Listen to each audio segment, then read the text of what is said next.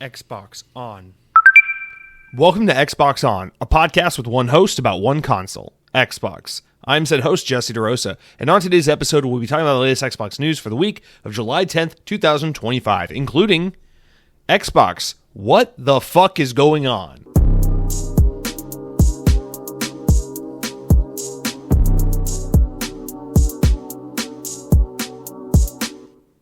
You guys, this is all your fault. I just want to make that abundantly clear. I'm in the right here. I did the right thing because, as you recall, a couple months ago, I was all like, hey, Nintendo Switch 2 looks pretty cool, huh? And for the past month, I've been all over the Switch 2's ass. You see me, you look at my Nintendo Switch, go add me on Switch Online, you'll see I'm playing Metroid Prime, I'm playing Mario Kart World. I'm a good boy. Switch is a good company, you know, the Nintendo Switch guys over there in Tokyo, China, they're all the time always smoking the cigarettes, chain smoking. They do that in East Asia. We don't do that here in America because we're healthy. We just eat McDonald's and shoot a Ozempic. So they were like, oh, we should pay our guys a whole lot of money to make that fat Italian plumber do the hat trick again. And then I bought the game, and the developers flourished, and they bought houses, and they got their kids' dogs and backyard pools and all the rest. But you guys played Xbox. You guys bought the Series S, the Series X, the Series 69, whatever the fuck you bought. You bought it all. You bought the fucking MetaQuest, and now your kids are suffering, and the kids of the fathers who developed the games, and the kids of the mothers who were sexually harassed by the Activision employees. This is all your fault. This is why Xbox is going down the shitter. Poor Satya Nadella. He had no choice but to lay off these people, and it's all your fault. So, I just want to make one thing abundantly clear before we start this week's episode. I'm not to blame. I've all but jumped ship to Nintendo. I knew Xbox was becoming the bad guy. I knew Xbox was the Anakin Skywalker in the 360 generation that has since turned into the Darth Vader in the Xbox Series generation. I had the foresight to know that this was all going to happen, so I have no blood on my hands. But you? Can you say the same? Welcome to episode 319 of the Xbox On podcast, testimonial time.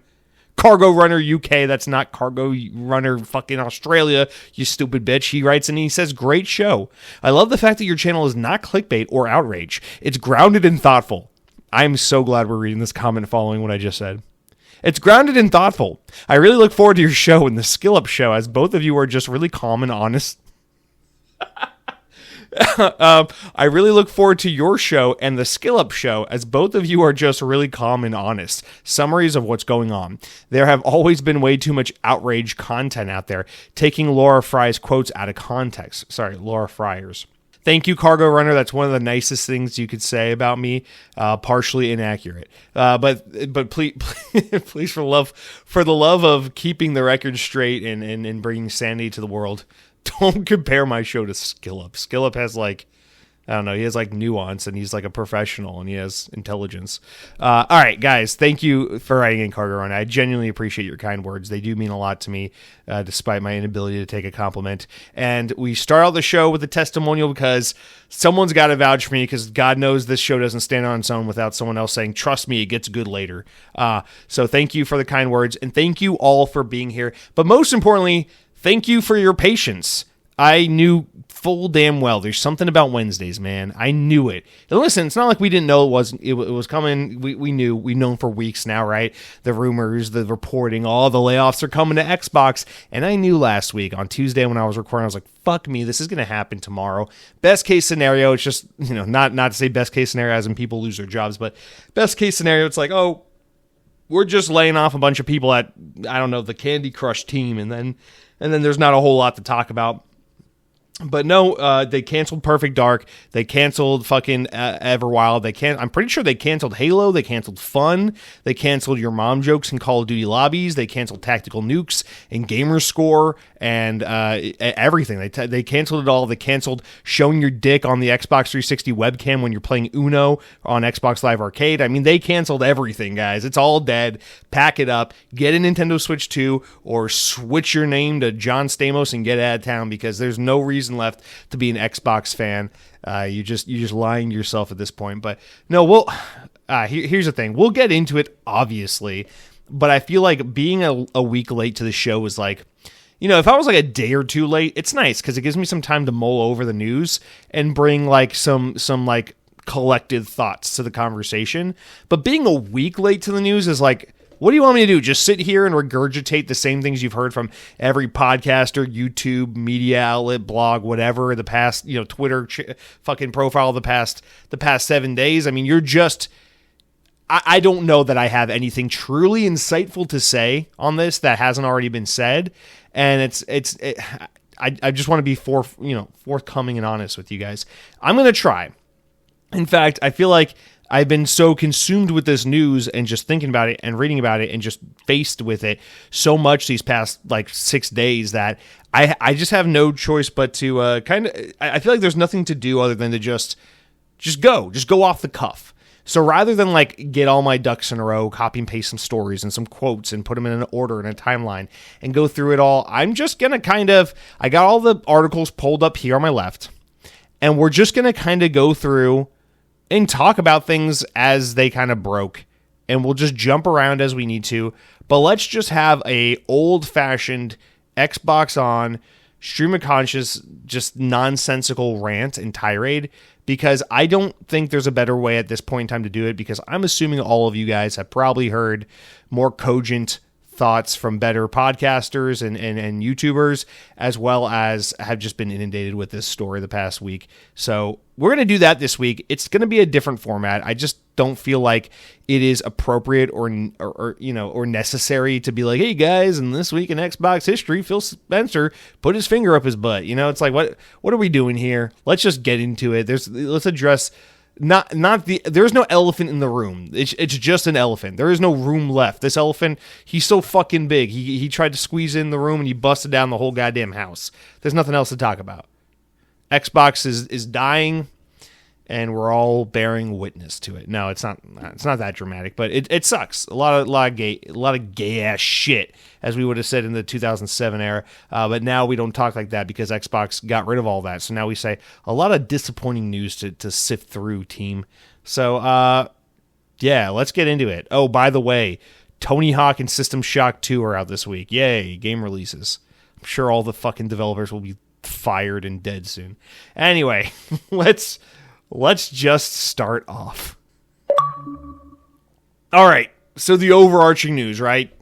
Xbox has made the decision, parent company Microsoft has made the seemingly not even remotely difficult decision to lay off 4% of its staff. That doesn't sound that bad. 9,100 people, not 91,000, 9,100 people of the company's total employees across all departments, including gaming.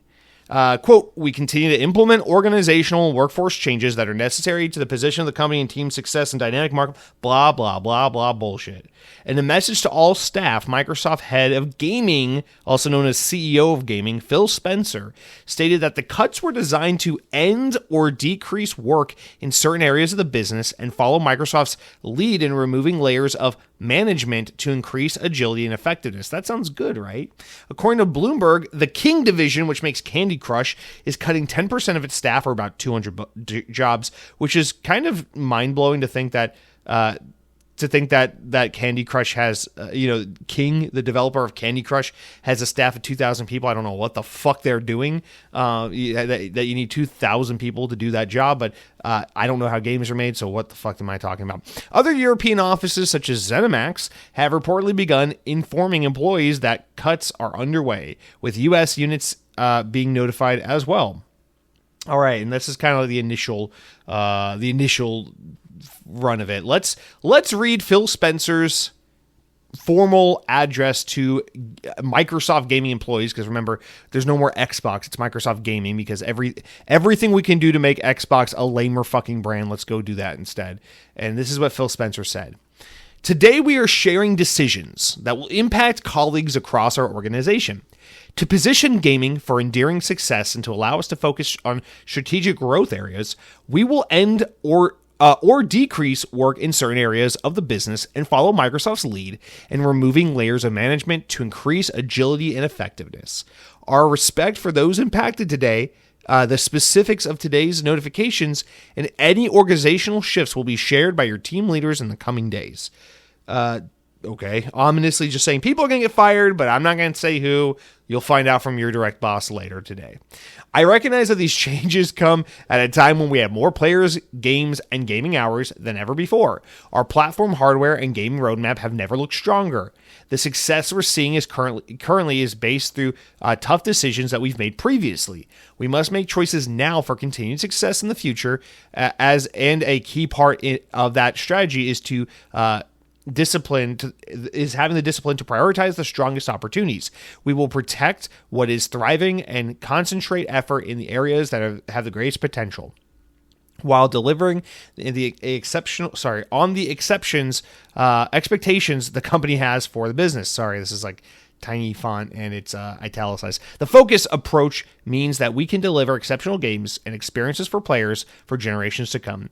Prioritizing our games is essential, but that does not lessen the significance of the moment. Simply put, we would not be where we are today without the time, energy, and creativity of those whose roles are impacted today.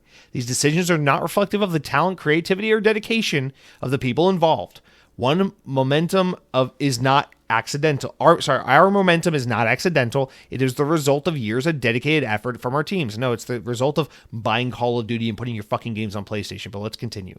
HR is working directly with the impacted employees to provide severance pay plan benefits aligned with local laws, including pay, healthcare coverage, and job placement resources to support their transition. Employees whose roles are eliminated are encouraged to explore open positions across Microsoft Gaming, where their applications will be given priority review.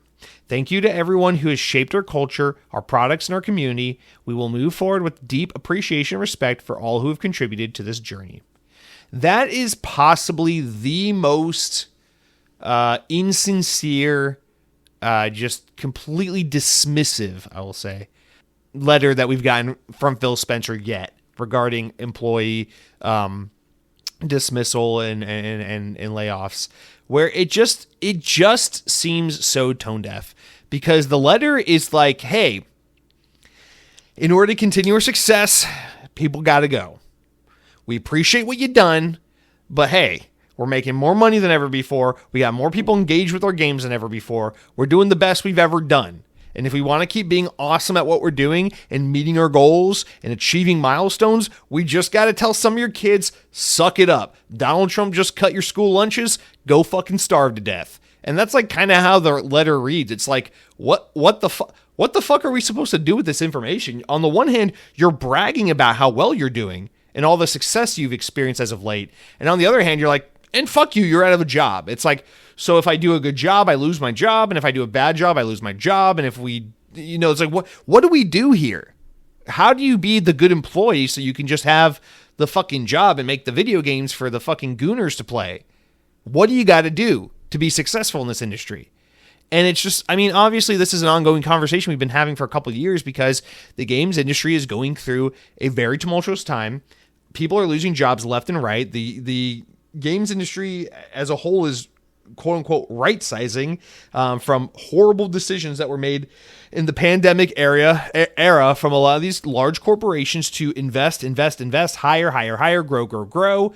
And now that things have normalized, plus the economy is getting rough, plus game development costs just keep skyrocketing while game development times keep ballooning and expanding, and games are having more and more of a difficult competitive time trying to get in the spotlight, as shit like Fortnite takes up 10% of gaming time altogether.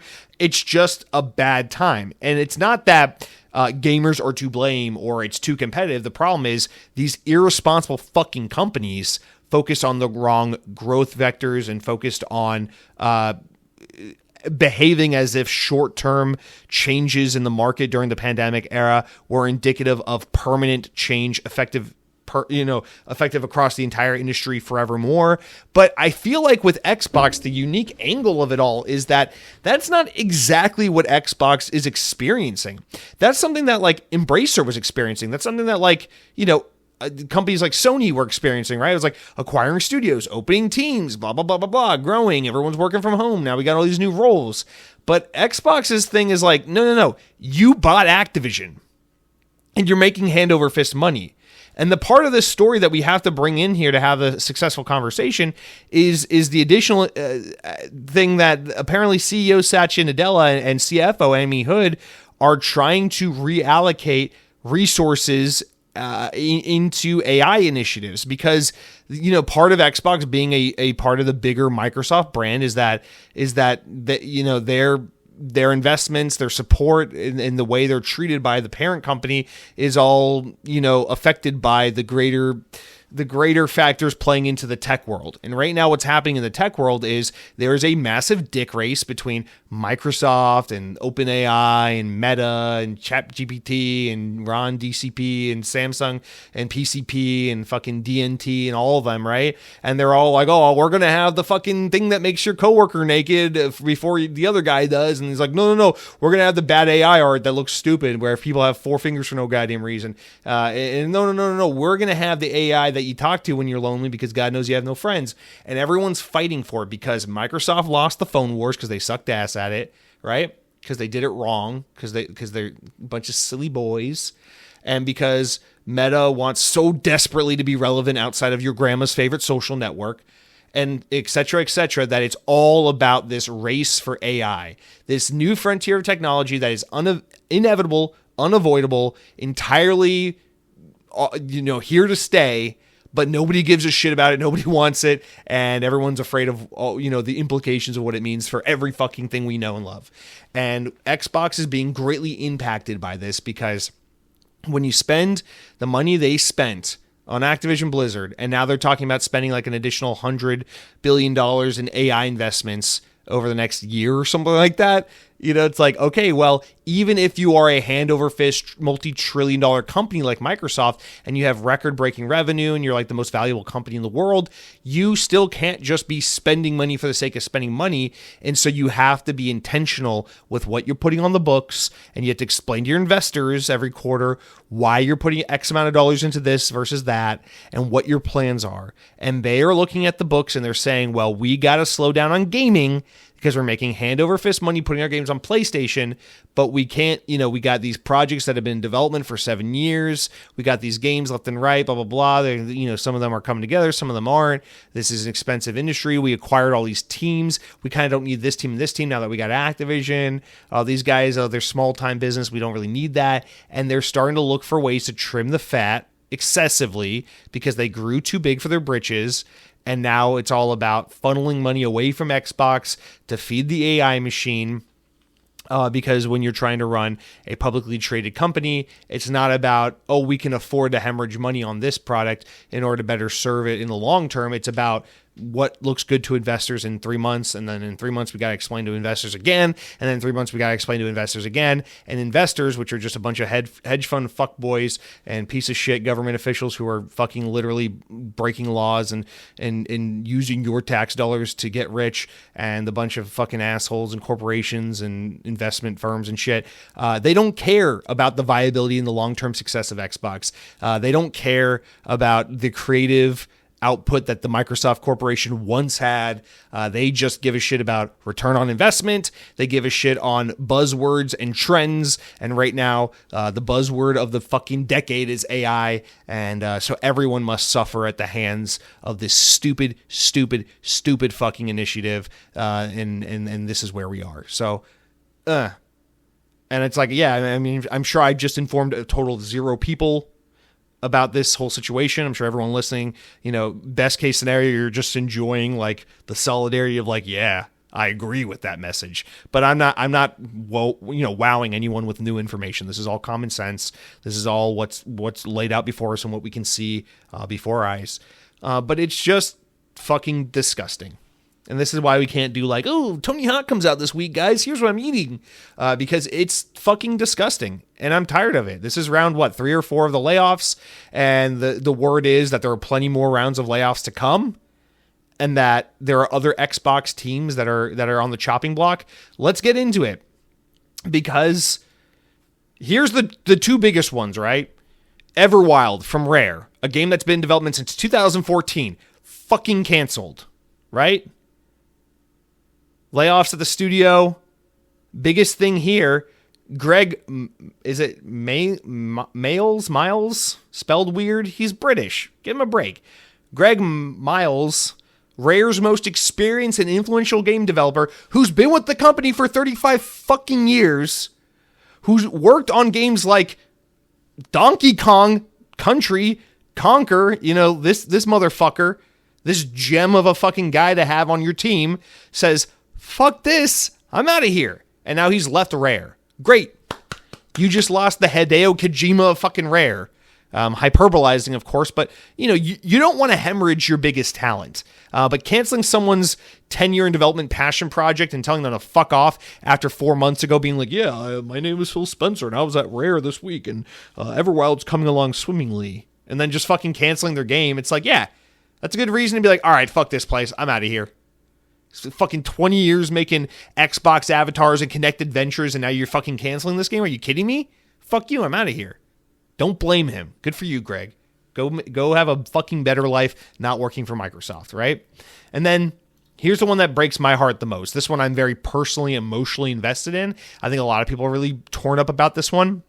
The Initiative, your response to Naughty Dog, your response to Sony Santa Monica, your why can't Xbox have a super high quality AAA team that makes games of the caliber of God of War and The Last of Us? Why can't we be cinematic and mature and groundbreaking with our single player adventure games, right? Been around for 7 years. Mic drop moment, E3 2018. Oh, forming a new team in Santa Monica, in Santa Monica, California. Poaching talent from teams like Sony Santa Monica. Poaching talent from teams like Insomniac, right?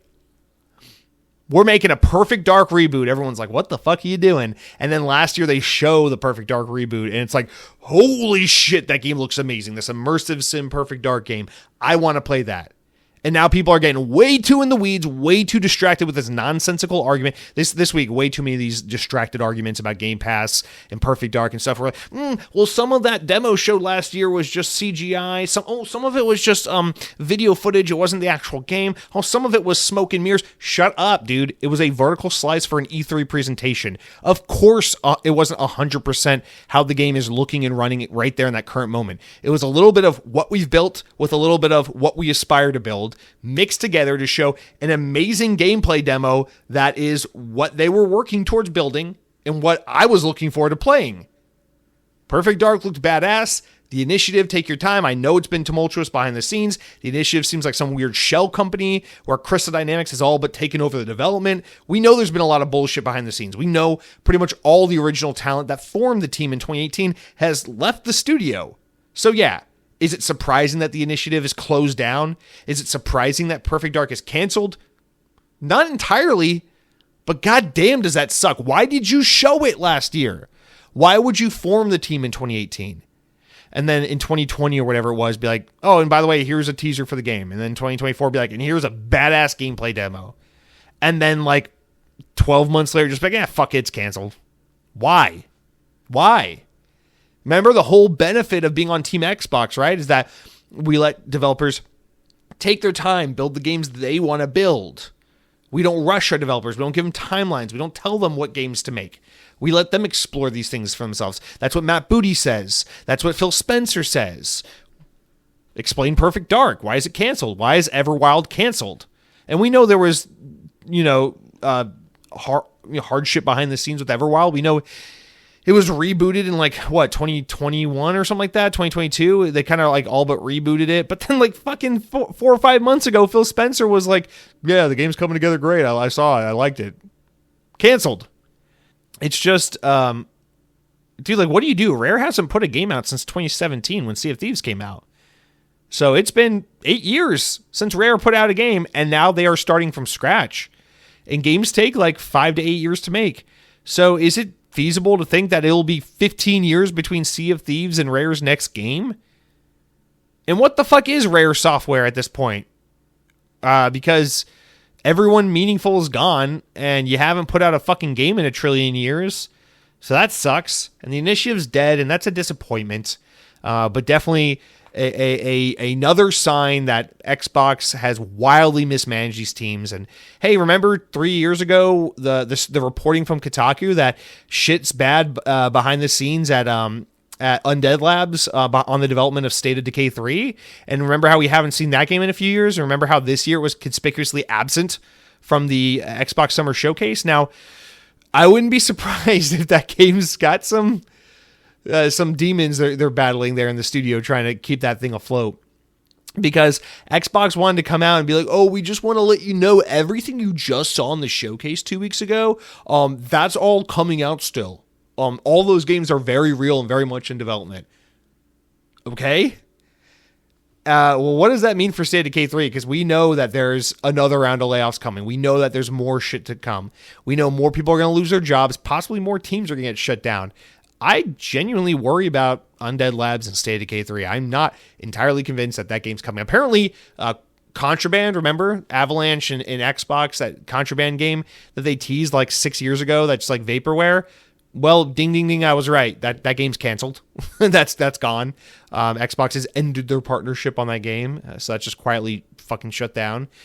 I don't know, man. This is the thing that gets me, is like, you can't greenlight these games, let them flounder for years and years and years, because if there was a time to cancel Perfect Dark, it was like 4 or 5 years ago. If there was a time to cancel Everwild, it was like 4 or 5 years ago when they rebooted it internally. If there was a time to cancel State of Decay 3, it was like 3 years ago when all the reporting came out that they're like rebooting internally and that talent is shifting and that the game is not coming together. These were your easy opportunities. It's like people that hate Star Wars The Last Jedi because they blew Princess Leia out the fucking ship. And it's like, oh, there you go. Carrie Fisher's dead. You can just kill her here and now. It's so easy. There, the story writes itself. And then they're like, nope. Carrie Fisher's not dead. We'll kill her in the next movie. It's like, what are you doing? There was your fucking chance. I get it, man. It makes it all the worse that Perfect Dark, Everwild, and State of Decay have all had opportunities where it's like, kill it now. If you're going to kill it now. But they made it worse by dragging it out for many more years for each of these products. And I just want to clarify, I'm talking about State of Decay 3 as if it's been canceled. It hasn't been canceled. It is not officially canceled. We don't know anything about layoffs at Undead Labs. That everything on that project and that team is still very hush-hush, but I would be shocked if at the very least that team doesn't experience layoffs. Or maybe they're just going to make it through and squeak by until State of Decay 3 comes out in some disappointing half-baked format, and then the team gets shut down or something like that. Maybe more like a like a Redfall kind of thing, you know, because Xbox is so good at not fucking it up right now. So yeah, I mean, it's just so disappointing. I mean, you got to look at this stuff and wonder, like, Matt Booty's job is to be the guy that is managing all the first-party teams. It's his job to make sure everything's going off without a hitch at the Initiative, at Rare, at Halo Studios, at the Coalition, at all these teams. But you can look at every fucking Xbox first-party team. And with very rare exception, there's a problem at every single one of these teams. The Coalition, why did they abandon Gears of War 5 and then take a bunch of years doing God knows what, and now they're making a Gears of War prequel and ignoring the story of Gears 5, and they were working on some other franchise or IP that didn't come together, and that's a fart in the wind that we never heard about? Look at Halo Studios. God, we don't even need to talk about Halo. We don't even need to talk about Halo. Enough said. Halo's a fucking mess. And by the way, Halo Studios, the newly reformed version of 343 that was announced last year, that hasn't even announced formally a game that they're working on, already suffering layoffs. So that's absolutely hilarious. Right? And then the Initiative, shut down, was having huge problems behind the scenes.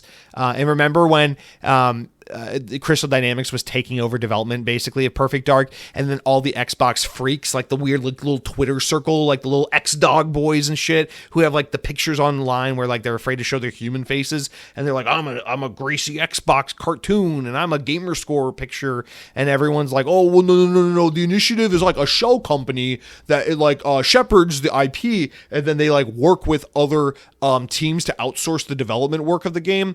So Crystal Dynamics is doing like the legwork, but the Initiative is like the visionary behind the game. It's like, oh yeah, really? Fucking idiot, because here's how great it was going behind the scenes at the initiative. Everyone notable fucking left, and the game got canceled, and now the studio shut down. So that was a bullshit situation behind the scenes. So it's just every one of these teams, it's been bad, right? Like, it's just, dude. And then you got like the compulsions and the ninja theories, where it's like, it's not necessarily that things are going bad behind the scenes, but it's like, it's been like 7 years. These teams have put out like a game each. The games are underwhelming in terms of their performance.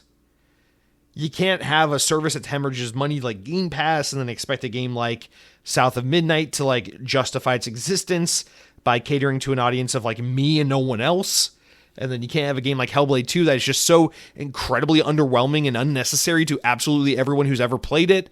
And then be like, just keep fucking investing money in games talking about mental health with pretty graphics. Bye.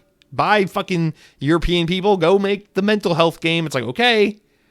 But at what point is Matt Booty responsible for the fact that Ninja Theory, a team that made Heavenly Sword and DMC5 and all this shit, isn't making badass action games? And they can't get a game out in under 45 goddamn years.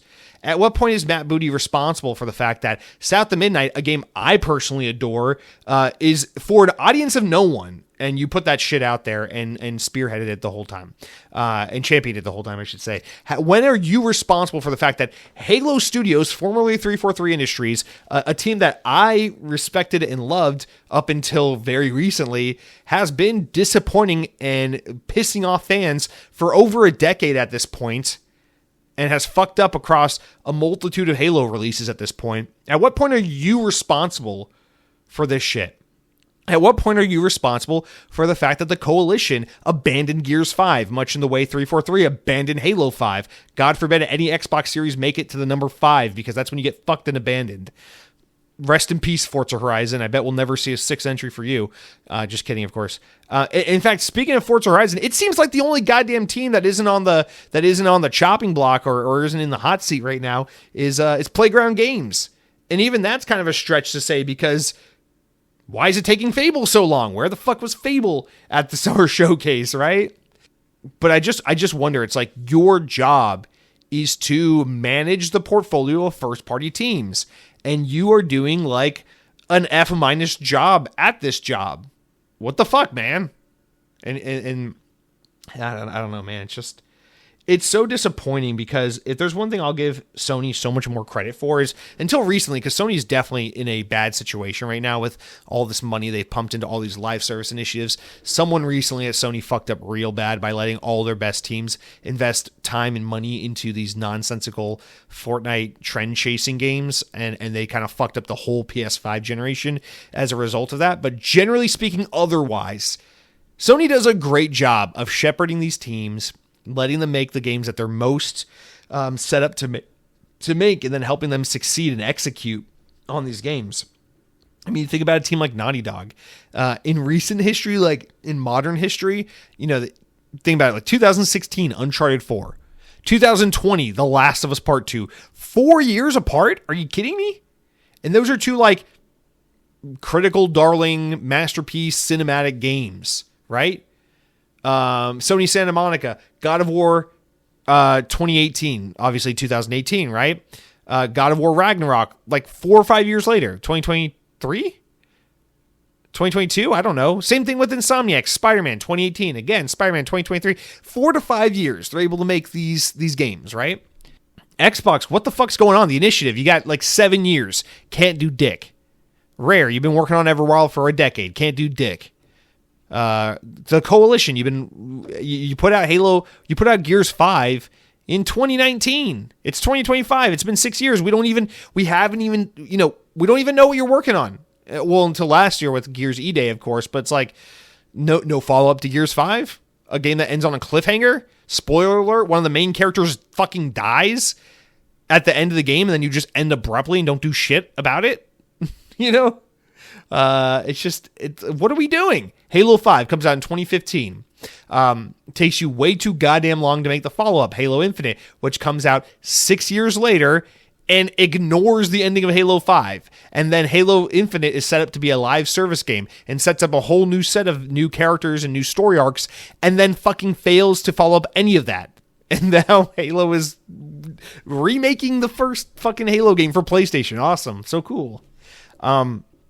It is, I know everyone on the internet is doing it. It seems like a bandwagon thing, but it is time to call for Matt Booty's job. And I'm not trying to say like this man deserves to be unemployed and to suffer financially or something like that. I'm not saying that. It's just, this is not the guy for the job. If you want to get these games out at a faster clip and you want to manage your portfolio better and you want to prevent things like Perfect Dark getting canceled and Everwild getting canceled and all that, then you need to stop putting people like Matt Booty in charge of it, because clearly he hasn't been doing a very good job. And it's like not a nice thing to say, but it's like, man, it's kind of the obvious thing to say. God, man, it's just so disappointing. So, and then the thing that pissed me off was like this reoccurring PR statement they made where they're like, oh, by the way, everything we showed at that showcase in June, it's all coming out. Yeah, no fucking shit, you asshole. If you showed me a game 3 weeks ago, I don't expect you to be canceling it or budget cutting it. So what am I supposed, like, that's such a stupid fucking PR distraction statement to make. And I refuse to be like, hey guys, the good news is I can say with confidence everything that was showed last month is still coming out. So at least none of those games are canceled. It's like, no, fuck you, dude. No shit, they're all coming out. No shit, Call of Duty 45 is coming out this November like it always does. Why would you have shown me all the fucking Japanese anime titty slop you showed me at that event, the one where the girl spanks the Pokemon's asshole? Why would you have showed me that game a month ago if you were planning on canceling it or something like that? No shit. So that's a nothing statement to make. A stupid fucking statement. It's a save face statement. And Microsoft, frankly, is in a position where they don't deserve to save face at all. They deserve to get shit on and fucking deal with it, because they laid off 9,100 people that they didn't have to lay off, because they make hand over fist money, and they chose to acquire Activision to shrink the industry, to reduce the amount of creative output, to reduce the amount of creative freedom, to have a tighter grip on the industry as a whole, have a larger influence on the industry as a whole. And then they decided to remove people's jobs, reduce opportunity, reduce the scale and scope and number of projects in which they're working on. That's all on Microsoft. So I don't feel bad for Satya. Don't feel bad for Amy Hood. They deserve to be fucking held to account.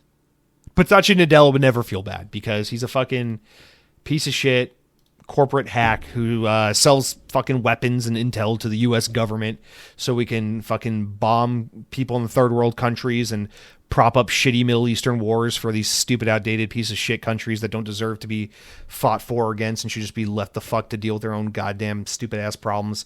But here we are. Here we are. This is the company we have. And 9,100 people who work on video games, an innocent form of entertainment and joy for the world, just lost their jobs because got to make Copilot tell you fucking that the wart on your dick is cancer or whatever the hell we're supposed to do before Meta gets the fucking, wins the AI lottery or whatever. Anyway, so I'll try to stop being silly and ridiculous about it now and calm down. Let's tone it down a little bit and keep going, right? So Everwild canceled, Perfect Dark canceled, Initiative closed down, Rare loses one of their most notable people who've been with the company for 35 years. Now we go over to Turn 10. Now we turn our attention to Turn 10, the guys who make probably the most consistent, beloved, hardcore game that Xbox is known for. Not Forza Horizon, but specifically Forza Motorsport. The guys who created Forza, the guys who envisioned it and made it a thing to begin with. And apparently a huge portion of Turn 10 has been laid off, to the point where they don't even have a team really anymore. It's just there's a group of people, but Turn 10 isn't really even a thing. It's half the staff was basically laid off. And I know the most recent Forza that came out, 2 years ago now, Forza Motorsport, was somewhat of a disappointment. It was more of a live service model, more permanent Forza game. And I honestly don't know, because I don't follow Forza that closely. I'm more of a Horizon guy. And the nerdier sim stuff, it's not my thing usually. So I don't know, but apparently I know that a lot of fans were pissy about it, but I know that's been kind of the song and dance with recent games, is that the game comes out, everyone pisses and moans about this feature or that feature, the lack of this or the addition of that. They tweak it, they modify it, they add stuff, and then eventually by the time the game's like a year old, everyone loves it. It's the standard for Forza going forward.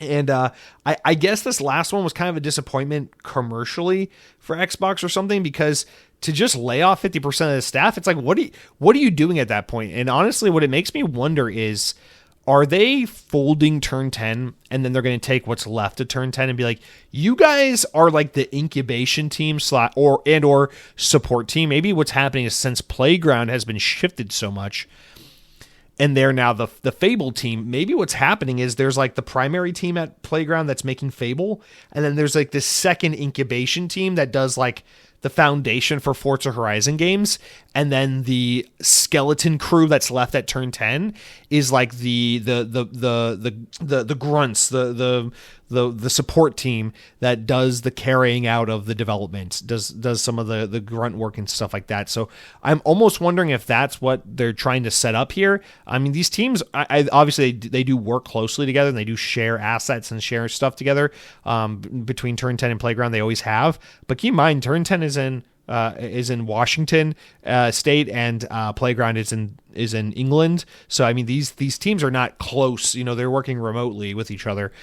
So I almost wonder if they're going to kind of consolidate everything, where Turn 10 is this Forza Horizon support team that works with the other team at Playground that does Forza, so that the majority of Playground can now focus their attention on Fable. Because remember, Playground's a team that's changed a lot since Motorsport, or since Horizon 5 came out in 2021, because that team was largely comprised of people who were there to make racing games, and now they're making medieval fantasy single-player RPG games, which is like about as different as it can get.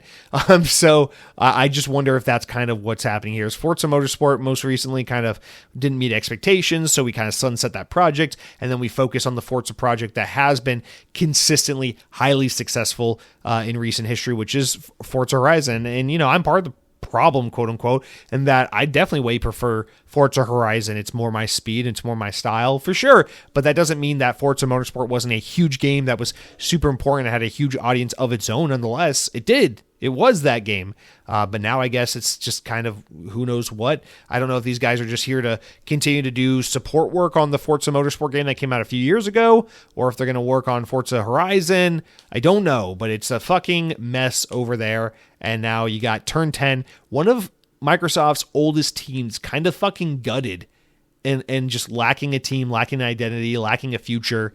And it's like, dude, why would you do that? I mean, you think about the core of what makes Xbox. It is the console. It is Xbox Live. It is Halo. It is Gears of War. It is Forza. And you kind of botched it all, right? Game Pass is fucking killing the whole ecosystem. You're fucking up the hardware. You're teaming up with other companies. You're hemorrhaging console sales left and right. You've been fucking up Halo for over a decade at this point. Now you're getting Forza guys over there at Turn 10.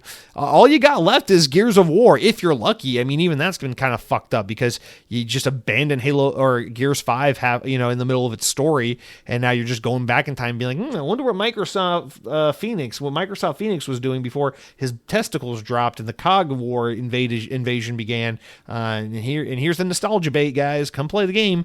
So dude, what the fuck is an Xbox at this point? I mean, this is like if Nintendo was just like, all right, here's the Switch 2. Fuck Mario, fuck Link, fuck motion controls, and fuck Satoru Iwata because he's dead. We got college football or some shit. I don't know. Go play that shit because we're Nintendo. And also you got to buy an NVIDIA GeForce Now subscription and the fucking dildo if you want to enjoy your games moving forward, because that's our third party partner. Fuck you. It's like, what have we become? What is Xbox? You know, Phil Spencer ended the showcase in June talking about next year's the 25th anniversary of Xbox. We want to celebrate Halo. We want to celebrate Xbox. What's there to celebrate? That you guys can't stop fucking firing people? That you guys can't stop destroying your history, your culture, everything that built you into what you are? You're destroying your hardware. You're destroying Forza. You're destroying Halo. You're destroying Gears of War. You're putting all your fucking games on PlayStation. You're sacrificing everything just so you could have Call of Duty at your disposal. What is there to celebrate? As far as I'm concerned, Xbox has been dead for the past 3 to 4 years. So if you want to celebrate 25 years of Xbox, just make it some like retro fan event. Pretend it's like Sega or some shit and just like re-release a fucking Xbox Classic Mini or something loaded with Fusion Frenzy and Forza Motorsport or some shit like that, because that's Xbox, not this shit, not whatever we're doing here. So yeah, we talked about Halo Studios apparently also hit by the layoffs. This one's weird because we don't really know how big this team got even. Obviously we know they've been staffing up the past year. Last year they announced, hey, we exist, we're rebranding, we're not 343, we're Halo Studios. Here's Unreal Engine, here's what Halo maybe looks like, wink, wink, nudge, nudge. Obviously we're making Halo Combat Evolved for PlayStation. And that's kind of what they did. And it's like, apparently they're already laying people off. And the behind the scenes murmurings have been that like, people working at Halo Studios are not happy with the project they're working on currently and how it's coming along, which is just like fucking hilarious. You changed your name to a lamer name with a stupid fucking logo that looks stupid and childish and modern and lame. You switch to Unreal Engine and abandon your own proprietary engine so you can make a easier game that's easier to develop for random developers who have no history working on Halo, so you could attract more talent because God knows you guys can't figure it out on your own. You just took the lazy way out, abandoned the story you were telling, and started remaking Halo 1 for like the third fucking time, because it's easier to do that than it is to make a new game with a new story and a new gameplay. And you can't even fucking do that without pissing people off and hemorrhaging talent and all this shit. Like, what is going on? I say this as someone who adores Halo. It sounds like the team that should have been shuttered was 343. Instead of rebooting them as Halo Studios, it sounds like if anyone deserved to be shut down and put to rest, 343 Industries. Just end it. Just end it. It doesn't mean you have to end Halo. Halo, at this point, honest to God, needs to just be this thing where it's like, people pitch you ideas for Halo games, and you go for it. If Obsidian's like, yo, we got this amazing idea for a Halo game. Imagine Halo, but it's Fallout, and you play as a UNSC soldier, and you're on a UNSC ship, like the Forward Unto Dawn almost, right? And it's like Mass Effect or some shit like that, meets Fallout. Cool, go make that game, And what if Crystal Dynamics, your favorite fucking support team that you don't own, that makes your games for you, says, hey, we got an amazing idea for a fucking Halo third-person action game where you play as Arbiter or some shit like that, Great, go make that game. It's got third-person action melee combat, whatever. I don't fucking care, And then what if... It doesn't matter. It goes on and on, right? Maybe id Software makes a fucking crazy boomer shooter Halo, and maybe, who cares? Maybe id Software needs something to work on since they just wrapped up Doom the Dark Ages, and now would be a great time to take a break from Doom and go work on something else. Let them make a Halo game. But 343 is not it. And when they reformed and reset for like the 100th fucking time, by the way, they still couldn't figure it out. And now they're facing layoffs while they're in the middle of spooling up a Halo game that they haven't even announced yet. Oh my God. Matt Booty, what are you doing? You can't manage this team. So that's cool. Layoffs at a team that hasn't even announced a game yet. But we can't shut them down because they're working on Halo. This IP that was so sacred that we ran it into the ground and lost all credibility with it. And now even though people like myself are diehard Halo fans, even I can't lie. I get why lapsed Halo players and younger generations that don't have an affinity for Halo look at a franchise like Halo and say, that's an old man game. Because Microsoft can't manage Halo the way Nintendo can manage Mario.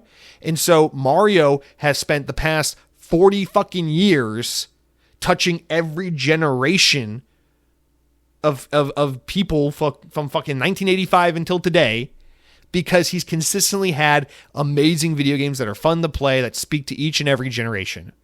And Microsoft in 25 years has failed spectacularly to do the same with Halo, because they mismanaged this IP with this one fucking studio that can't even do a remake of Halo 1 for PlayStation 5 running in the baby engine that everyone uses without arguing and bickering and fucking it up. But yeah, let's not shut him down. Let's just lay off a couple people and, try again next time. It didn't work the last 20 times, but maybe this time will be different, right? And just keep Matt Booty at the helm. I'm sure he'll figure it out. If you just give him enough tries, I'm sure he'll figure it out, right? Here's one that a lot of people are really upset about. This one doesn't hurt me too much because I don't know that this would have been for me. But apparently people who are familiar with this project are super butthurt. So let's actually read a little bit about this one. So ZeniMax Online Studios boss Matt Firor, F-I-R-O-R, is leaving the studio. The announcement comes as the unannounced project that the studio was working on has been canceled. On Wednesday, Microsoft layoffs, blah, blah, blah. ZeniMax Online Studios reportedly ended development of an unannounced project. Now the studio boss has announced in a statement that he's departing. The statement doesn't mention the canceled project, instead focusing on his tenure and working on Elder Scrolls Online. He says, after 18 years, I'm stepping down at the end of this month. Sad as shit. Xbox, you're hemorrhaging core talent. What's the point of having ZeniMax Online if you don't have this guy who's been core to the team since 18 years ago? What's the point of having Rare if you don't have the 35-year running veteran that made Donkey Kong Country? What's the fucking point? Right? Anyway, the studio in Elder Scrolls Online will be in great hands and under new direction of studio head Joe Burba, along with executive producer Susan Kath, game director Rich Lambert, together leadership, blah, blah, blah. Elder Scrolls Online will have big ideas, expansions. It'll be great, right? According to Seattle Times, Microsoft, blah, blah, blah. Well, hang on. Where's the quote? Here it is. Okay. This is what I want to get into. So your head leaves the team. The game is canceled. No one's seen it, right? It's an unannounced game. But as more news started to unfold throughout the week, we found out that according to Bloomberg, Jason Schreier in his reporting, during a meeting back in March, gaming leadership at Microsoft was checking out a demonstration for Blackbird, which is the code name for this unannounced game that ZeniMax Online Studios was making. It was reportedly an MMORPG. And according to people in the room, Microsoft Gaming CEO Phil Spencer was enjoying playing the game so much that studio head Matt Booty had to pull the controller away from him so that the meeting could continue. Leadership reportedly had nothing but positive things to say about the game. So the dude was addicted to the game, really loved it, and they had to pull him away from it. So what they do, they canceled the game. Blackbird had been in development since 2018, which also developers had overseen Elder Scrolls Online, developing a new game to support the project. In March, blah, blah, blah, the project had 300 developers working on it with a release window of 2028. So this game is supposed to be coming out in about 3 years, so it would have been a 10-year development project. They had 300 people working on it. It's codenamed Blackbird. It's an MMORPG. Apparently, some people say it was a Destiny-like kind of looter shooter style game. And that apparently a lot of people that worked on it and played it and seen it behind the closed doors say it was actually a very, very cool game. It was a very fun game, which, damn, wouldn't it be awesome if Xbox had some cool-ass looter shooter that was proprietary to their hardware, their platform, that was their game that could fucking milk money that apparently even Phil Spencer can't put down, which makes sense because, as we all know, Phil Spencer is famously a huge Destiny diehard fan. He loves that game. So this is unfortunate. You have a potential Destiny killer and you canceled it. Because why the fuck not, right? So that's been canceled. You're hemorrhaging talent over there. And remember, ZeniMax Online Studios was one of the teams that people from Arcane Austin and what is the other team called? Mad Dog or whatever, all went over to when Xbox shut down Arcane and canceled all that stuff a year ago. So people who were working on Hi-Fi Rush and Redfall and games like that moved over to ZeniMax Online, some of these people, to still have a job with Xbox and still got fired anyway a year later. Isn't that fucking awesome? They only got to save their paychecks for 12 more months. So cool. So fucking cool. So, I mean, and there's no reason. This one is very hush-hush. This is all reporting. This wasn't like Xbox came out and said, we're canceling a game we never announced. So it's like, what does ZeniMax Online get to do now? They get to continue to do support work on Elder Scrolls Online indefinitely. Isn't that so cool that this is what happens? All the players are winning, right? Because when Xbox buys all the fucking talent in the industry, the players win, right? That was why Xbox, that's why Brad Smith said, to the FTC that they wanted to buy Activision, right? Was because players win when Xbox, comes together or whatever and plays nice. So remember, this was all about having Bethesda, so that Elder Scrolls is an Xbox game. It's about putting ZeniMax Online on ESO bitch work permanently. It's about making sure that everyone at Activision, despite what Phil Spencer said, never does a goddamn thing other than just make Call of Duty games. Okay. Oh, by the way, Call of Duty people were laid off too. Apparently, people at Raven who make the Call of Duty campaigns were laid off. People at Sledgehammer were laid off. That's so fucking awesome. So that's cool. We got that going on. So this is what, Brad Smith, shout out to you. This is what consolidation in the industry leads to. It leads to people losing their jobs. It leads to safe bets by canceling new IP, new projects, and telling people to continue to double down on support work for existing games like ESO, Snore, or Call of Duty. I love Call of Duty, but Snore, right? We want to see your fucking teams do something other than Call of Duty, so that sucks ass. It leads to 343 being untouchable because Master Chief's cock is too holy to fucking cancel. So that is on untouchable grounds, despite the fact that the team is constantly in a state of disrepair. Shut down the initiative, canceled Everwild, laid off people across other teams. Turn 10's been gutted. Who knows what the fuck's happening to Undead Labs? If I were Compulsion, I'd be worried as shit right now. You want to know why? Because Compulsion just put out a game, and it was a commercial flop, and it was a critical meh. And they're in that time between games right now where it's like, all right, time to start brainstorming for our next project. When the best time to shut down a studio and lay people off is? When they just put out a game, before you start investing time and money into their next project. So if I were you, Compulsion Games, if I were an employee at Compulsion Games, I would be updating my resume and looking for work elsewhere so goddamn fast right now. I think unless you're a team that's like untouchable right now, where like you've been putting out consistent good games, or you're very deep into development of a game that's coming together very nicely, not having a lot of development torture, like seemingly, like In Exile, or like Obsidian, of course, the Golden Child, Obsidian, or something like that. You're pretty much in a scary place, unless you're one of those kinds of teams. I think Double Fine is okay because they're about to put out a game in a few months, but after they put out that game, is Double Fine okay? I don't fucking know. You could see it, right? You could see Tim Schafer leaving Double Fine over Xbox, like laying off half his staff, canceling a project. You could see it because Xbox is so good at losing core talent. Losing Shinji Mikami, losing Pete Hines, losing all these fucking guys, buying the cow, losing what makes the cow unique, fucking draining it of its milk, and then saying, it's okay, 343, we'll just try again and again and again and again and again, while we scratch our heads and wonder why PlayStation is lapping us all the goddamn time. Because the funniest part in all of this, really, when you look at it from like a competition standpoint, is that PlayStation is having the most abysmal, embarrassing, pathetic, underwhelming generation they've ever had with the PS5. I made the best decision ever to skip PlayStation this generation. For the first time in all 5 PlayStation generations, for the first time, I skipped PlayStation. I don't own a PS5 5 years into that thing's life cycle. I made a great choice doing that because PlayStation has a big pile of nothing to offer. And its best games are all available on PC, so I don't even need to buy a PS5 to play them. And despite the fact that Sony is fucked up so catastrophically and has such a meager offering for new players like me, or players that they want to win over from places like Xbox, despite all of that, Xbox has still managed to outdo Sony with the we can do worse Olympics. Don't worry. No matter how much you fuck up, no matter how much you put out a game, like, what's that game called? Fucking that stupid online shooter that came out last year that they had to basically take back and cancel 2 weeks into its release. Why am I blanking on it?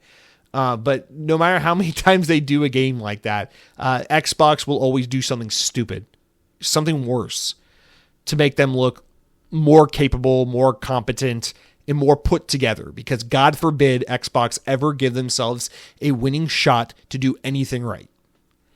So that's ZeniMax. Next up, we talk about Phil Spencer. People start going, oh, Phil Spencer, he needs to step down. This guy can't lead Xbox. This one I'm more divided on. Because the truth of the matter is, I've always liked Phil Spencer. I think Phil Spencer has a really good heart as far as like wanting to lead Xbox to victory and wanting to lead the company in a way that represents the developers and the games and the creative vision more than anything. I truly, truly, truly believe that from the moment he became the head of Xbox up until this very day, he still wants to do the right thing and means well. And I think he probably is a pretty smart guy.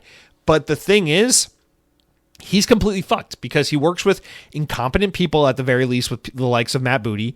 He is clearly not the one in control of the situation, which has been made so abundantly clear in the past 12, 18 months, with everything from putting all your games on PlayStation and saying you're just dabbling, but then going all in, and all the things they're doing that just constantly spit in the face of everything this man says. You know, for him to be like, oh, I saw Everwild in February, it's coming along nicely. And then the reports to be like, oh, Phil Spencer can't get enough of this new Blackbird game that ZeniMax is making. For all of these things to be happening, and then it's like game canceled, studio shut down, game canceled, whatever, you know?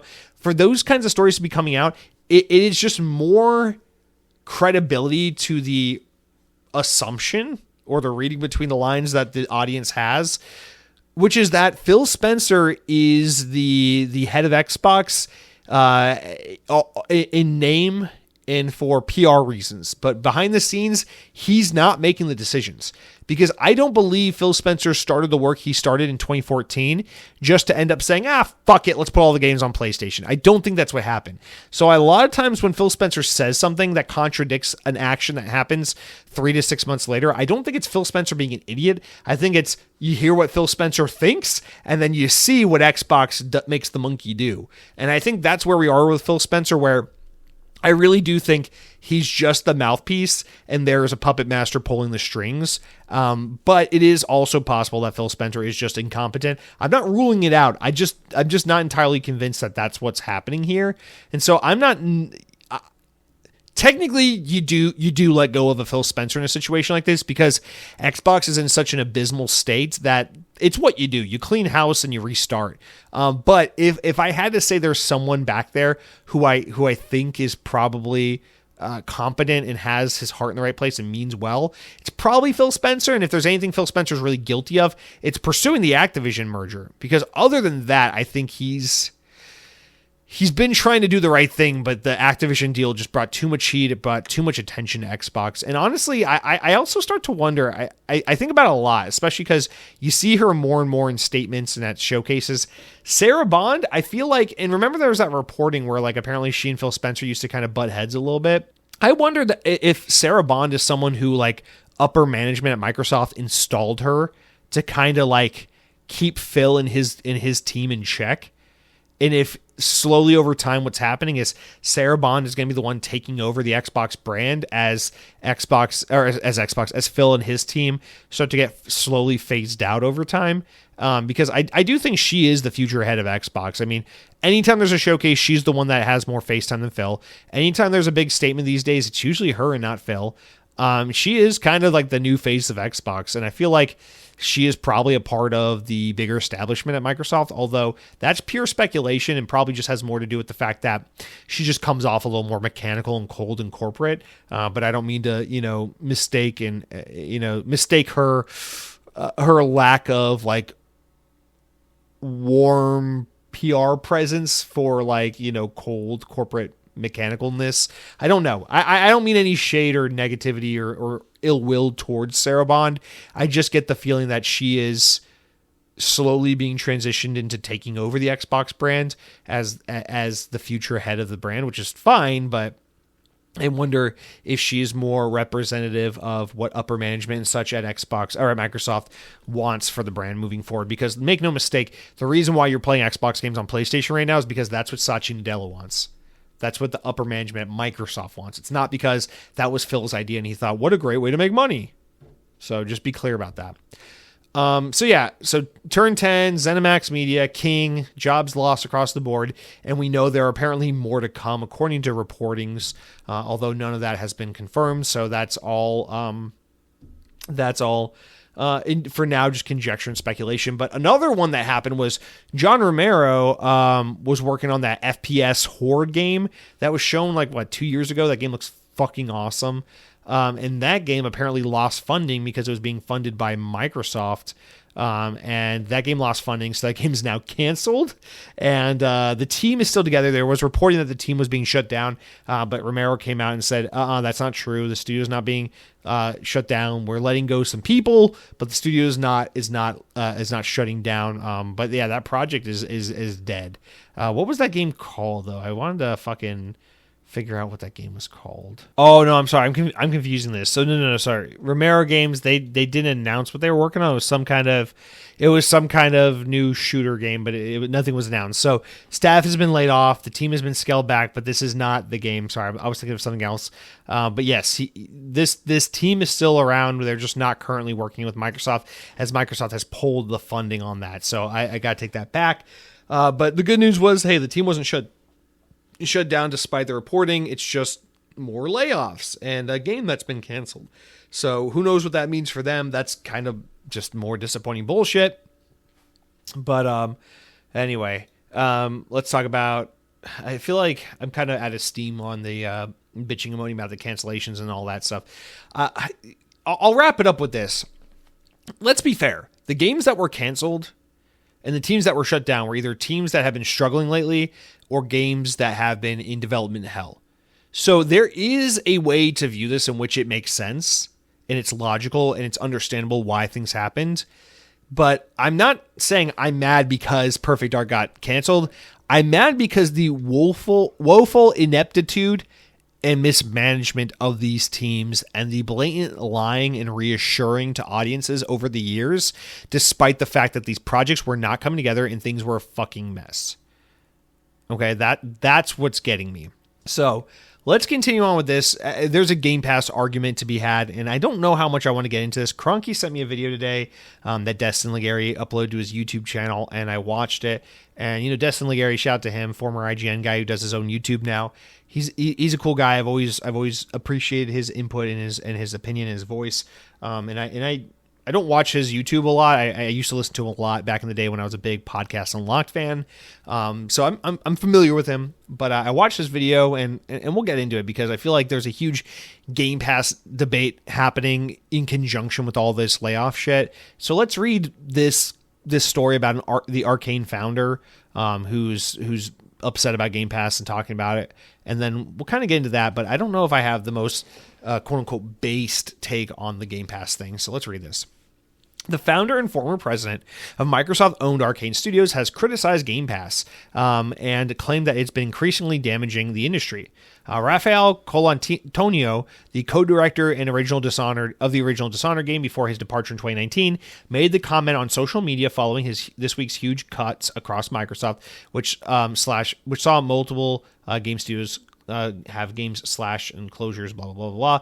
Why is no one talking about the elephant in the room? Cough, cough, Game Pass, Colantonio wrote. I think Game Pass is the unsustainable model that has been increasingly damaging the industry for a decade, subsidized by Microsoft's infinite money, quote unquote. But at the same point, the reality has to hit. I don't think that Game Pass can coexist with the other models. They'll either kill everyone else or give up. The Wolfeye Studio founder, which is the new team he works at, went on to state that he is fed up with the BS that Microsoft has fed us around Xbox Game Pass allegedly not affecting premium game sales. He adds, it's a long game that involves throwing a tsunami at the entire ecosystem of the industry. Only the gamers like it because it offers too good of a value to be true. But eventually every gamer will hate it when they realize the effects it has on games. Microsoft's Game Pass model, which sees a new release added to the subscription service on day one, has come under fresh scrutiny after Microsoft's latest round of layoffs, which have seen several games canceled and many studios slashed. In a message to all staff, Microsoft head blah blah blah Phil Spencer blah blah blah said whatever. Okay. So, not everyone's critical of Game Pass. However, Rebellion CEO Jason Kingsley, no, this is just VGC fucking trying to link you to other articles. Don't listen to that. All right, so here's the thing. This is coming from the perspective of like the long game, though. Yes, Game Pass's model is the same model as Netflix, right? Netflix was awesome. It was $7, free no ads, had all the content from all the best networks, and then some original content that was really good. Everyone loved Orange is the New Black. It was awesome, right? And that was Netflix. Then you fast forward to today. Netflix is $1 trillion. The cheapest option is still expensive. It has ads. It sucks. They're constantly churning out new content. 99% of the content sucks. You can never find anything good to watch because the thing you want to watch either just left Netflix or is buried in other content that is so ass that you would never find anything good to watch underneath it all. And that is what Netflix has become. And what he's really getting at is that's what's going to happen to Game Pass. That is the ultimate game plan. In a perfect world for Microsoft, where Game Pass becomes everything they wanted it to be, the way it would have to turn out is over time, as more and more people get addicted and set into Game Pass and can't cancel their subscriptions because it's too good of a service, the idea is that they would up the price over time, more and more and more. People who think it's $20 now is ridiculous are in for a rude awakening, because Game Pass would probably likely get up to the $30, $40 range before it stops going up in price. I feel like that's probably the sweet spot for where they need to get Game Pass to. But in order to do that, they have to have hand over fist subscribers who are helplessly addicted to the service. And then on top of that, they need to get to a point where something like Game Pass is so massive and so popular and so ubiquitous that every developer and publisher is dying to get their game into Game Pass, because that is how you make this thing sustainable. Is you have all these games, everyone wants to be there, and there's so many subscribers that it can offset the cost of acquiring games for the service and developing games for the service. But eventually what it leads into is this need to feed the machine. So you get slop. You get games made quick, sloppy, short, fast, easy, lame, lazy, whatever, just so you can have more slop to feed the fucking pigs, more food to put in the troughs.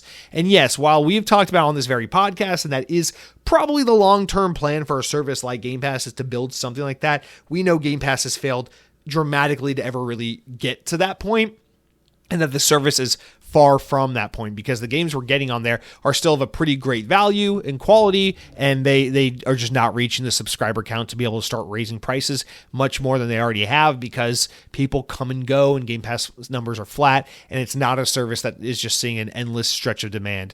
You can't raise the prices unless the demand keeps, the whole point is you raise the prices and then some of the demand cools off, but you want to find that point where you can raise the price as high as you can go without hemorrhaging users, and they are not there quite yet, because it seems like the growth for Game Pass has been so slow.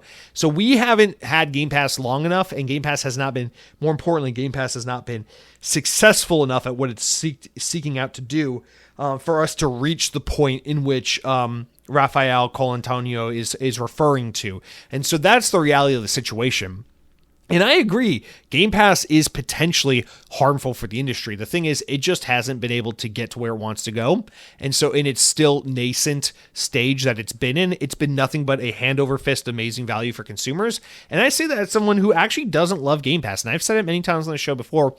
I would prefer a world where Game Pass doesn't exist and Xbox is the same that they always were in prior generations, where it's like, here's our game. It's exclusive to our platform. That'll be $70, please. I would love to buy the new Halo, the new Gears, the new Call of Duty, the new Doom, the new Obsidian game for $70 a pop. Only released on Xbox and not available on any other platform. There is no Game Pass. The ecosystem is healthy. They're making great money on the games. Xbox players are happy. They have great games that you can't get on PlayStation. That is what I would love for Xbox to be. But the problem is they kept shooting themselves in the foot by trying this method, getting halfway through, and then pivoting to this tactic, and then getting halfway through and pivoting to this. Because the thing is, if they just didn't do Game Pass, but they did acquire all those teams in 2018, and they did acquire Activision, they did acquire Bethesda and all that, they could just make Xbox the number one console exclusive platform, and it'd be fucking off the hook. Without Game Pass, it would be so much better than PlayStation. But because they also had to do Game Pass, in addition to growing the portfolio, in addition to putting all the games on PlayStation, in addition to hemorrhaging and killing the hardware, Xbox is now this fucking sloppy mess. It's like trying to build a house, but getting too excited. It's like, we poured the concrete for the foundation, but I'm so excited about putting up the walls, I can't give this concrete a couple of days to dry. So you start putting up the wooden walls, right? While the concrete is still wet. And now the walls start caving and sliding and getting sloppy. And then you start putting stucco all over the fucking walls, but the nails aren't in place yet. And the foundation is still soggy and wet from the concrete. And then you start fucking painting and nailing shit and putting a refrigerator in there and trying to hook up electrical, but you're not giving the house the time to set and properly be built. And that is Xbox's problem. They have a great track with building a strong portfolio of first-party games and growing the family, but they muddied it by jumping into Game Pass and trying to grow it too fast, but they ruined that by jumping in and trying to put all their games on PlayStation, giving people no reason to buy a fucking Xbox, and then they ruined any chance of turning the hardware around by jumping the gun and making all these fucking third-party shitty devices no one fucking wants, like this stupid handheld that's not really an Xbox, or this stupid VR headset that's not really an Xbox, and that is how you get the Xbox you have. It is a house, but it is constantly falling apart and caving in because you keep trying to build the walls before the foundation can even set. And that's the best analogy I can come up with. I'm going to give myself a little pat on the back because even though it's not the best analogy, I'm usually not pretty good with these things. So I'm going to give myself some credit here because I think that one's pretty okay. That's how I see it. So Game Pass, if it were to work out the way Xbox wants it to work out, is a huge threat. I agree with Raphael, but I think Xbox has done such a horrible job of making Game Pass what they want it to be that I never worry about this becoming a reality. I think we have a way better chance of Xbox disappearing and falling into obscurity before we ever have to worry about this becoming a thing, because Microsoft, I should say, as a whole, has done such a piss poor job of executing on this vision. So we're good there. Don't worry about it. And as for the whole debate I've been seeing online all week about the Game Pass profitability thing, well, Xbox says it's profitable because they don't consider the development costs of first-party games into the cost equation of operating Game Pass. They only consider the money they're pouring into third-party games. This is the thing. When Xbox gets to define the equation of what money goes into Game Pass and what money goes into first-party games and what money constitutes whether or not Game Pass is profitable, when they get to set up all the parameters, create the math equations, tell you what the numbers mean, and then withhold the information they don't want to fucking tell you, there is no goddamn point.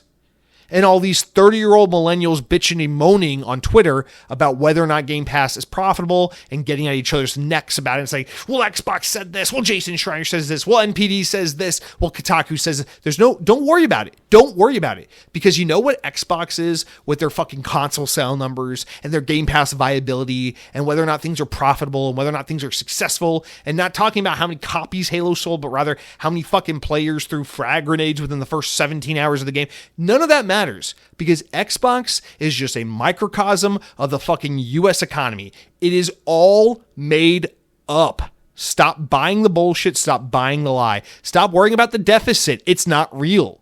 Stop worrying about debt we owe other countries. It's not real. Stop worrying about we can't afford to give students free college. Stop worrying about we can't afford to take care of senior citizens. It's all made up bullshit, because guess what? We own the treasury. We print the dollars. We make the currency. We set the rules. We can forgive the debts. We can make the debts. It's all bullshit. We choose whether or not we want to have homeless people in this country, and our government chooses overwhelmingly every fucking cycle. Yes, we want homeless people. Yes, we want to give tax breaks to the corporations. It's the same thing with Xbox. They create the parameters. They get to disseminate the information they want to give to you, and then they get to define how that data is interpreted. So for us to sit here and argue and bicker back and forth about, is Game Pass profitable? How do we measure profitability? Well, what factors go into it? It's just us looking like fucking idiots because it's all made up. And I don't care, and it doesn't matter, because Microsoft is a multi-trillion-dollar company, and they fucking suck ass. And Satya Nadella has a hemorrhoid, and that's why you never see him sitting down in press photos, because his butt hurts really bad when he sits. So that's all I gotta say about that. I'm tired of the Game Pass debate. Do I personally think Game Pass is not profitable? Yes. I think if you measure it by my metrics and my assumption of how Game Pass works, I think Game Pass is not profitable. I think it makes no goddamn sense how a game like Halo Infinite costs over $500,000 to develop. How modern Call of Duty games cost over $700 million to develop. I think it makes no sense how those numbers are purportedly true. And then we say Game Pass is profitable at 30-something million users. It makes no sense. Don't come to me with It's profitable, and here's why. I don't care. Microsoft makes up the numbers, they make up the facts, they make up the data, and I don't give a shit. I hate Xbox this week. I hate Microsoft this week. This week, there's only one thing I love. The Tampa Bay Rays. But I hate them too because they're losing badly to two teams that are pissing me off. Although the Detroit Tigers, I'm happy for them. They're having another good season, and I'm glad to see them doing that. So good for them. The Tampa Bay Rays, I love you. You know what else I love right now? Be honest. A year ago, you say, who the fuck is this? Is this even Jesse? I love the Nintendo Switch too. Because Metroid Prime Remastered is a lot of fun, and I beat it this week, and it's excellent, and I love it. And I'm very excited to play Donkey Kong Bonanza on July 17th, and that game looks very fun. And you know another thing I love about Nintendo is they were in the news recently saying, we need to figure out ways to make games faster and more affordably, and we need to look at making games that are scaled smaller so that we're not just making games that take 8 years to develop and cost hundreds of millions of dollars and are super risky and require insane returns on investment in order for us to keep going. Because bingo, that's what the game industry's issue is you got all these fucking greedy, shitty American corporations, and they all got fucking boners because Epic Games is out there selling Nicki Minaj and Sabrina Carpenter skins with Peter Griffin and Tony Stark, and everyone wants to know, how the fuck can I convince some mentally malnourished 24-year-old boy to buy a goddamn Tony Stark skin? And I say this as someone who just received a gift from his girlfriend,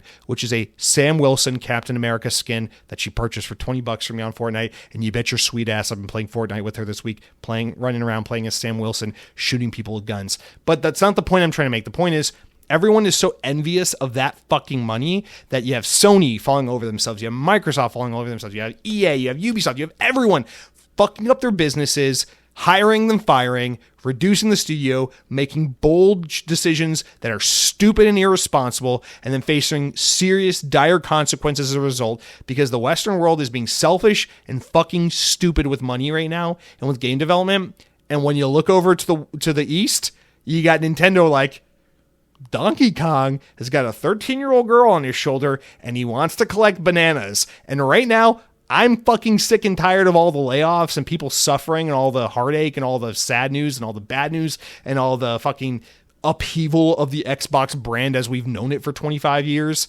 And I just want to make the monkey catch bananas because this shit on Xbox sucks right now. All this sucks. 9,100 people just lost their jobs, in addition to the thousands of other people that have been losing their jobs the past year. But if you go over to Nintendo right now, for $449 US, you can get a brand new Switch 2 that doesn't even have an OLED screen, but it is compatible with a game where a monkey must navigate a series of levels with destructible terrain, all in search of bananas. And to me, that's what gaming is all about. So that's it for what I've been playing. Fuck you, Xbox.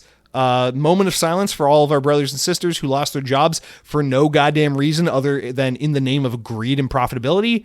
What else? Fuck you, Satya Nadella. Fuck you, Amy Hood. Fuck you, corporate America. Fuck you, stock market. Fuck you, U.S. government. Fuck you, Game Pass. Even though I'm subscribed to Game Pass. What else?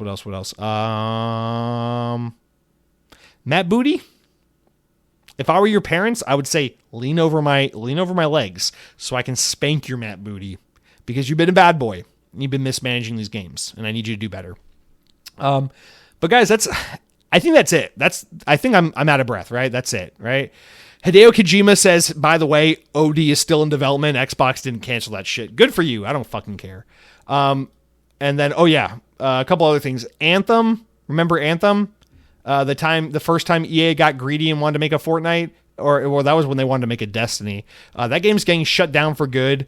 In February 2019, it came out. In January 2026, on my mom's birthday next year, January 12th, 2026, on my mom's birthday, EA will put fucking Anthem out of its misery and shut it down for good. So there's that. All right, there's one story of news I want to get to that I want to end on because it is overwhelmingly positive. So we'll get to that in a second. First, I want to read a comment about all the Xbox news, and then we'll get to this positive story to wrap up the show with, okay? Jonathan, I'm sorry, man. Sometimes I get these names right, and then sometimes I fuck them up. I know I've said your name right before, and now I'm going to say it wrong. Jonathan Yeah, Jonathan. We'll just call you Jonathan. Says, it's all unfolding like many of us predicted when Xbox announced some games would go to PlayStation. A slow and painful death of the Xbox hardware. And I don't think it's a surprise to people steering the ship. They just don't care. It's all about the short-term profit of their investors' yearly return on investment. Yeah, but let's be clear about this. I don't think it's Phil Spencer and his team don't care. I actually think Phil Spencer's probably pissed as shit. If anything, I'm surprised that Phil Spencer, people talk about Phil Spencer needs to get fired or removed at Xbox. I'm actually surprised Phil Spencer hasn't left Xbox. That would be the more realistic thing, in my opinion, at this point, is that Phil Spencer would go, fuck this. This isn't what I wanted. This isn't what I was trying to build. I don't even recognize this anymore. And then he leaves Xbox. I think that's the more likely form, but maybe I have Xbox or Phil Spencer. Why do I keep calling Phil Spencer Xbox? It's so weird. It's like when you accidentally call your teacher dad or mom when you're like 7 years old. Oh man, is Phil Spencer my daddy? Maybe I have him pegged all wrong. Ooh, maybe I have him pegged wrong, and he is the problem, the root of all of this evil. I don't know. But I have a suspicion it's greater forces at Microsoft and not Phil Spencer and company that are the reason for all this. But that could just be me, Jonathan. Cronky writes in, and we'll get into. Well, let's read Cronky. So let's move on to this news story, right? Cronky writes in, and we'll use this as a segue into this news story. Let me get a timestamp running here. Okay. Cronky says, Helldivers 2 is coming to Xbox. Wow. The newsmakers are dunking on your schedule this week, Jesse. That's because last week I, posted early. Seriously, though, what does this mean? Was this a freak incident where Sony's publishing agreement had a timed exclusivity? Or is this a sign that Sony is now backing off of platform exclusivity? Is this because they see how much Xbox first-party titles were selling on PlayStation? I'm sure you'll already give us your thoughts, but wow, I really never saw this coming. To which Cargo Runner replies and says, it's a live service game, so maybe they are desperate to keep the community and spending alive. I can't imagine Sony backing away from exclusivity for single-player games, but they are desperate to make live service games work. Ding, ding, ding. I think Cargo Runner is right on the money. So, yeah, I guess we'll read the VGC write-up real quick. The co-op online shooter, which was released for PlayStation 5 and PC last year, is coming to the Xbox Series S and X on August 26, developer Arrowhead has announced. The game will feature cross-platform play with users on both PlayStation and PC. Both the standard version and the Super Citizen edition of the game are now available for pre-order. Quote, we know that gamers have been asking for this for some time, and we're excited to bring more Helldivers into our game, said Mikhail Eriksson. We have so much more in store for the future months and years, and the more players we have, the more stories we can tell. So the fight for Super Earth has only just begun. So, so August 26th, Helldivers 2 officially comes to Xbox. You guys, if you asked me to bet on whether or not this would happen, I would have said 100 out of 100 times there is no fucking chance Helldivers 2 ever comes to Xbox. I was so thoroughly convinced that PlayStation was 100% fine with never putting any of their games on Xbox and reciprocating. And the reason I thought that was because PlayStation has so much more of the market share and has so much less to lose than Xbox right now in terms of the viability of its platform, of its gaming platform, that it would behoove Sony to ever throw Xbox a lifeline or a bone, because they can just let Xbox fucking die at this point. Because Xbox has nothing left. They're destroying their hardware. They're pissing off their hardcore fans. They're canceling projects. They're laying people off. They're making Xbox an untenable place to work. If I were a developer working at an Xbox team right now, I would say I don't want to be here because I don't trust this shitty employer to keep me around long enough for me to feel safe and secure at this job. But PlayStation, nonetheless, has chosen to put Helldivers 2 on Xbox. There's a couple ways we can read this. First of all, I think, remember what I said earlier. PlayStation is also having a really shitty generation. PlayStation is making hand over fist money. They are the biggest place to play games as far as the console space. They have this momentum that is just truly unstoppable. I mean, they're having a horrible generation with horrible first-party output and a platform that, in my opinion, a console, in my opinion, that is just super, super boring and expensive. And yet they are just earning so many players left and right. I know more people, and this is anecdotal, of course, but I know many people, anecdotally, who have switched from Xbox and gone to PlayStation fully. Like they just abandoned Xbox and gone completely to PlayStation. This generation, more than I knew last generation. That's crazy, dude. I know so many people who stuck it out despite the TV, games, $3.99. Stuck it out, bought an Xbox One, and forwent the PS4. But now are saying, fuck Xbox Series consoles, I'm going PlayStation 5. No matter what PlayStation does, they're on fire. So I want to paint that picture clear. They are like Apple. It doesn't matter how boring the new iPhone is. It doesn't matter how underwhelming and lame it is. People are going to buy it because it's got an apple with a bite on the back of it. People are going to buy the PlayStation because it's what your buddies are playing and you got to be cool. Okay? So I got to set the stage because I got to talk PlayStation down because now I'm going to talk them up a lot. I think they have no incentive to ever put a single player game ever on the Xbox, period, because there's so much competition between a guy choosing, do I buy an Xbox and play Halo or do I buy a PlayStation and play God of War? But when it comes to Helldivers, you're just trying to capture the widest net of players you possibly can. And PlayStation knows that. And they have a million failed live service projects this generation. And they are super behind on development now because all of their teams were working on these shitty live service games that all fell apart and are not happening now. And so now they got to get the revenue wherever they can. They're not in dire straits because they're making hand over fist money because they have a vibrant storefront where anytime someone buys a Ubisoft game, an Epic game, makes a Fortnite purchase, buys a Square Enix game, buys an Xbox game from the PlayStation Store, PlayStation gets a payday. And everyone's on PlayStation, so PlayStation's getting a big payday every day. Because it's good to be on PlayStation. Because PlayStation's smart enough to know there's no goddamn reason to put the Steam storefront on your fucking PlayStation because you're making hand over fist money from every PlayStation game you sell and every non-PlayStation game you sell on the PlayStation storefront. So it's a great day for PlayStation. They're doing fine. But the name of the game these days is to find a cash cow and fucking milk that bitch like it's Fortnite. And right now, the closest thing PlayStation has to a game like that, because everything else has failed so spectacularly for them, is Helldivers. And Helldivers has run its course. It's made great money. Apparently, it's done phenomenally well in microtransactions. And it's done so well on PC. It's done so well on PS5 that if you want to keep the game alive and running, what you got to do is offer it to more people. There's a reason why when they bought Bungie, they said, yeah, Marathon will still come to Xbox. We're not going to treat it like PlayStation stuff. We're going to let it stay third party because there's no point in taking Destiny and taking it away from Xbox. There's no point in putting out Marathon and saying, fuck Xbox, you can't have it. Because even though Xbox is starting to shrink and become more and more irrelevant, they're still a sizable enough part of the population that your multiplayer game will be dead on arrival if it is not everywhere. Because the strategy to making a multiplayer game work is to be everywhere and to meet the players where they are. It's a completely different business model.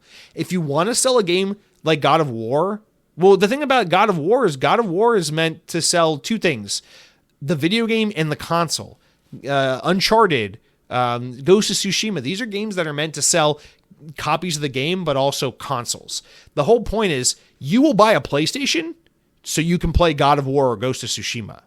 You will buy an Xbox so you can play Halo or Gears of War. But when it comes to a free-to-play or a low-cost multiplayer-only game that's all about the social thing and all that, you see the people on TikTok, you see the people on Twitch and YouTube, and they're talking about how fun Helldivers is, how fun Fall Guys is, how fun fucking Crotch Rocket is, what's it called? Rocket League is, how fun Fortnite is, how fun whatever, the Warzone is. The whole point of that is you have to meet the player wherever they are. That's why these games are on Nintendo, PlayStation, Xbox, phone, computer, tablet, microwave, whatever. It's on everything because single player is you entice the consumer to buy your console to play your game. Multiplayer is you find the consumer where they're at, you bang on their fucking door and say, play me, play me, play me, play me, play me. And then they get addicted to you and they start buying Snoop Dogg skins so they can fight the Teenage Mutant Ninja Turtles in your game. That totally night and day different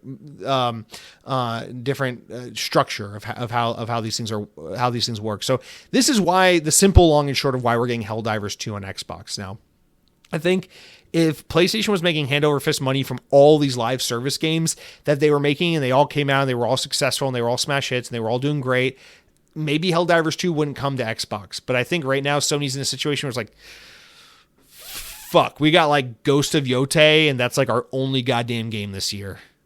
Fuck. You know? So it's like, you got to keep the wheels greased. You got to keep the motion going. So right now you treat Helldivers like it's royalty because it's what you have, right? And so you put it on Xbox because you want to inject new life into the player base. You want to keep the game alive. You want to keep it going. And that's that.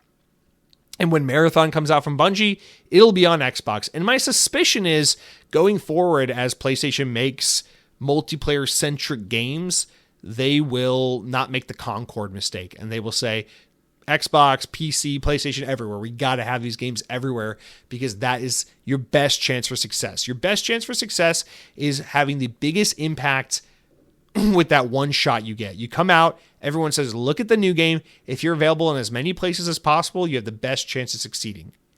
And I think they learned that lesson. So will Ghost of Yotei ever come to Xbox? No. Will The Last of Us Part 3 ever come to Xbox? No. What else does PlayStation make, since all they fucking make is like 3 games and they haven't had a game in 5 years? Will Spider-Man ever come to Xbox? Hell fucking no. Because everyone, including you and myself, will buy a PlayStation to play Spider-Man.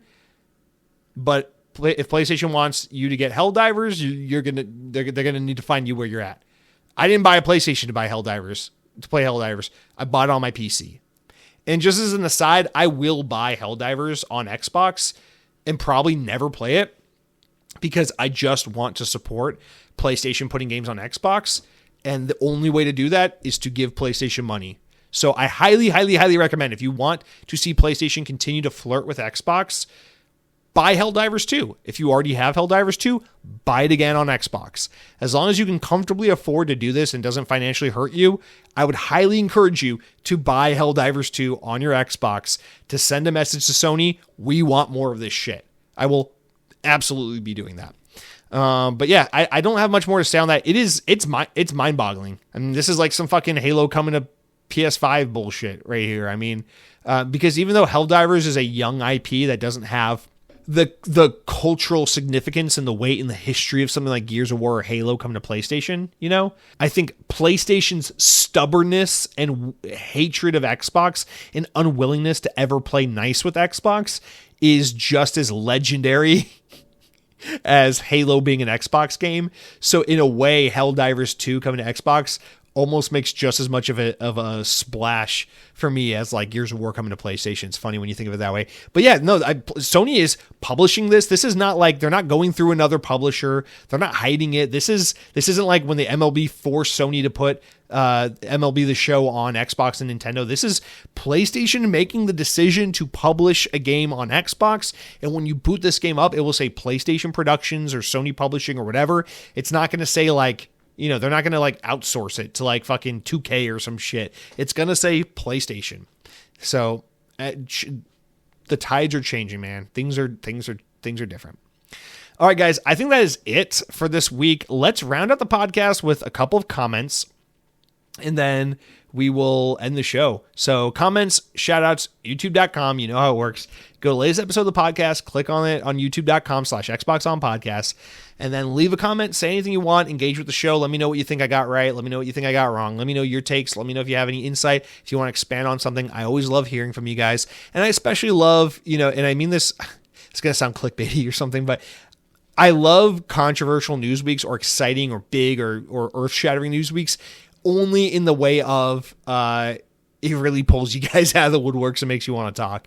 And it's not that, oh, I love the engagement, the clicks and the views. It's that I just enjoy this show so much more when I get to chat with you guys and hear your opinions and get your feedback and your comments. And so it just makes it more fun for me. So we got a couple topics to pick through here, but 8 of you guys wrote in. Let's start out with Mr.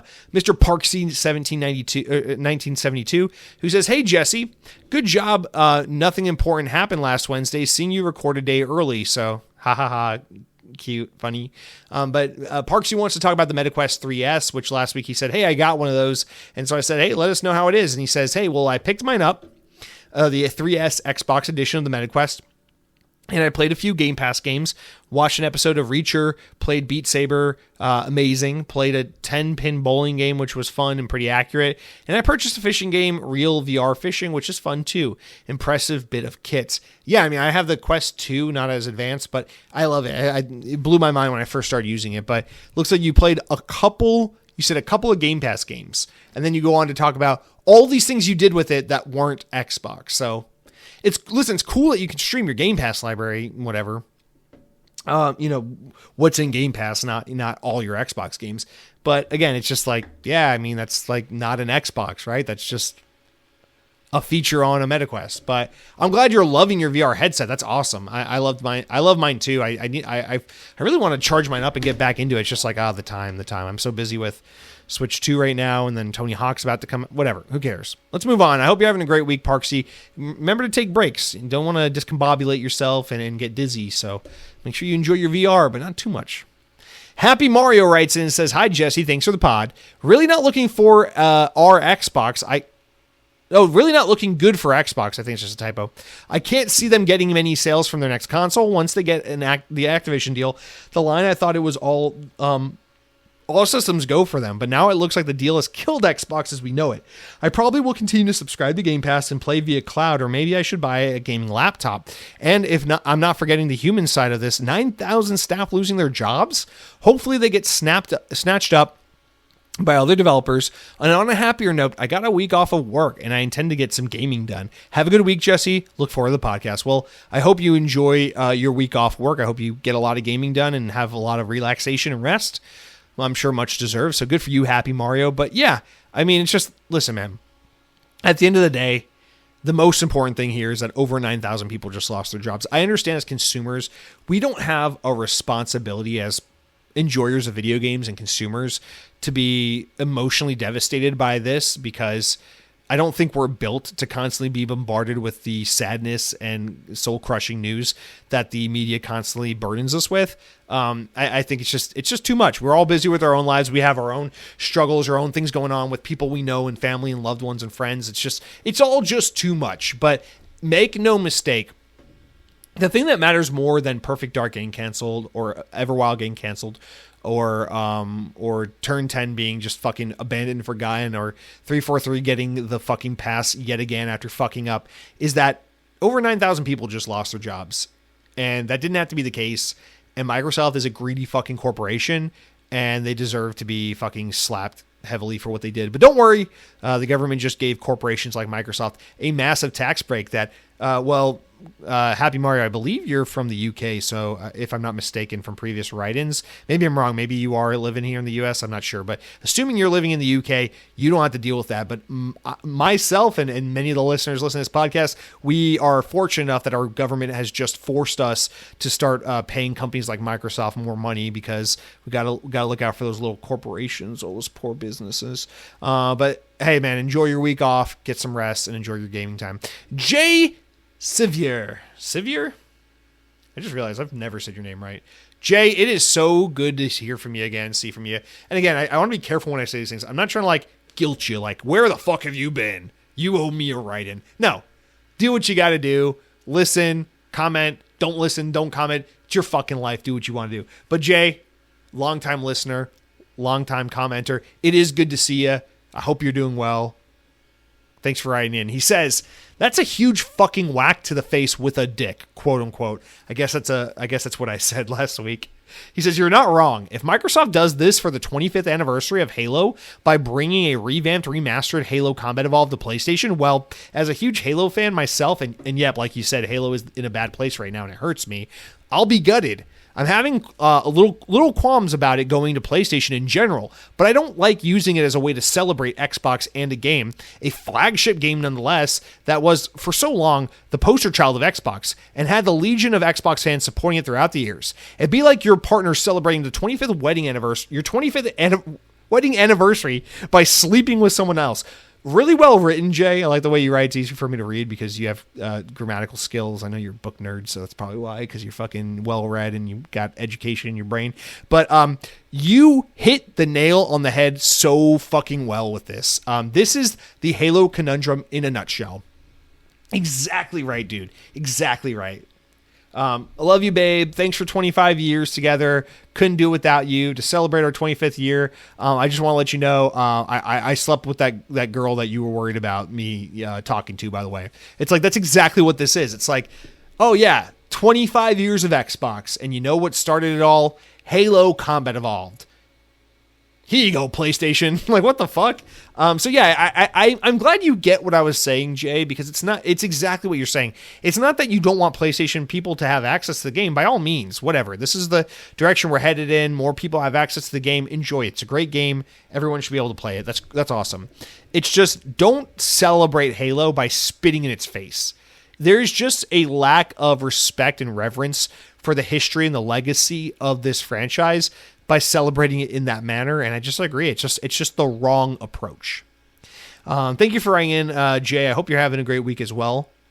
Sam Frito, who we usually save towards the end, writes in, and well, god damn it, we're just gonna write it now. Read it now. He says, "Dude, a new Conquer coming out before Everwild turned into a Scalebound.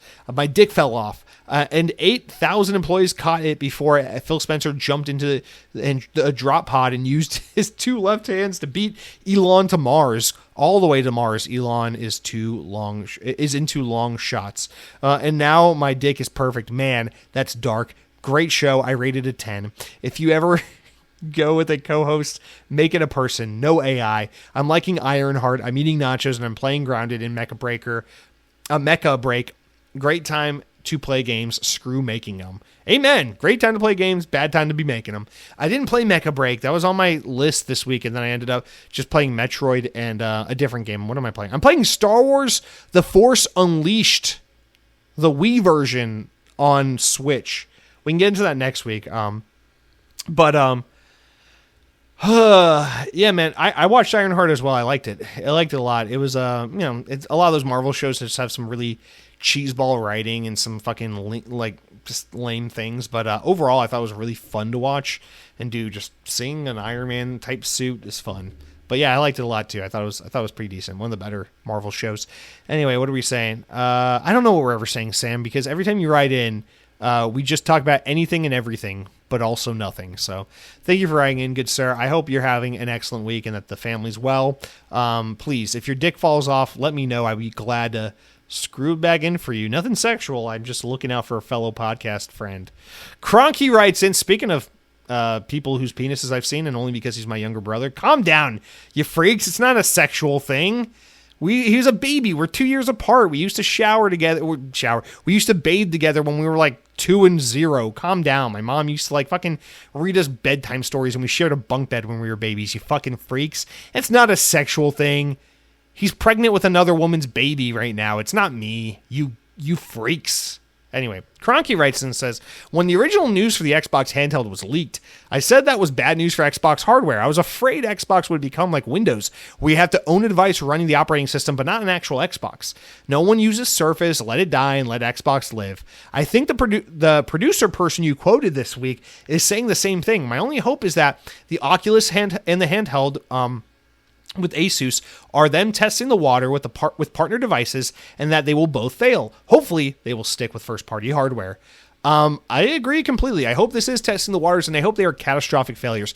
To all the people excited about the Asus ROG Xbox Ally, good for you. For all the people excited about the Xbox BetaQuest 3S headset, good for you. I hope you get one. I hope you love it. I hope it's well supported, and I hope you have an immense, great time with it. I also hope it sells like dog shit and they never make another one, and that it is a message to Xbox that when people say they like Xbox, they want you to sell them the fucking box that plays games natively, just like we did with the Xbox and the Xbox 360 and the Xbox One and the Xbox Series S and the Xbox Series X. Stop trying to get cute. I don't give a shit what your marketing team spools up. This is not an Xbox. This is my left hand. And this is a water bottle from Publix Shopping Market. Let me take a sip. But yeah, I'm with you, Cronky. I really hope that's the case because I don't know who someone wrote in, we talked about last week. I agree completely. By doing these partner devices, you're just confusing the market. Oh, I think Cargo Runner might be the one who says it here. No, I don't think. I think it was last week. Someone wrote in about it. You're just confusing the market. You don't want to do this. a new Xbox hardware device needs to be a special once in every couple of years kind of thing. It can't just be like, oh, this is an Xbox. Oh, isn't it so cute? Oh, the Samsung Galaxy S27 is an Xbox. No, it's not. No, it's fucking not. When a new Xbox comes out, it needs to be a big deal. Hey, a new generation of hardware is coming out. Get hyped. It's made by the Xbox team, and it's an Xbox. It's not a phone. It's not a calculator. It's not a dildo. It's an Xbox, okay? Cargo Runner says, like Cronky, I also think the ROG Ally partnership is a test. Just like releasing a couple games on PS5 was a test. If the ROG Ally is a huge success, then you can bet there will be a lot more partnerships or tests. I agree with you. The next generation Xbox is just a more powerful Series X.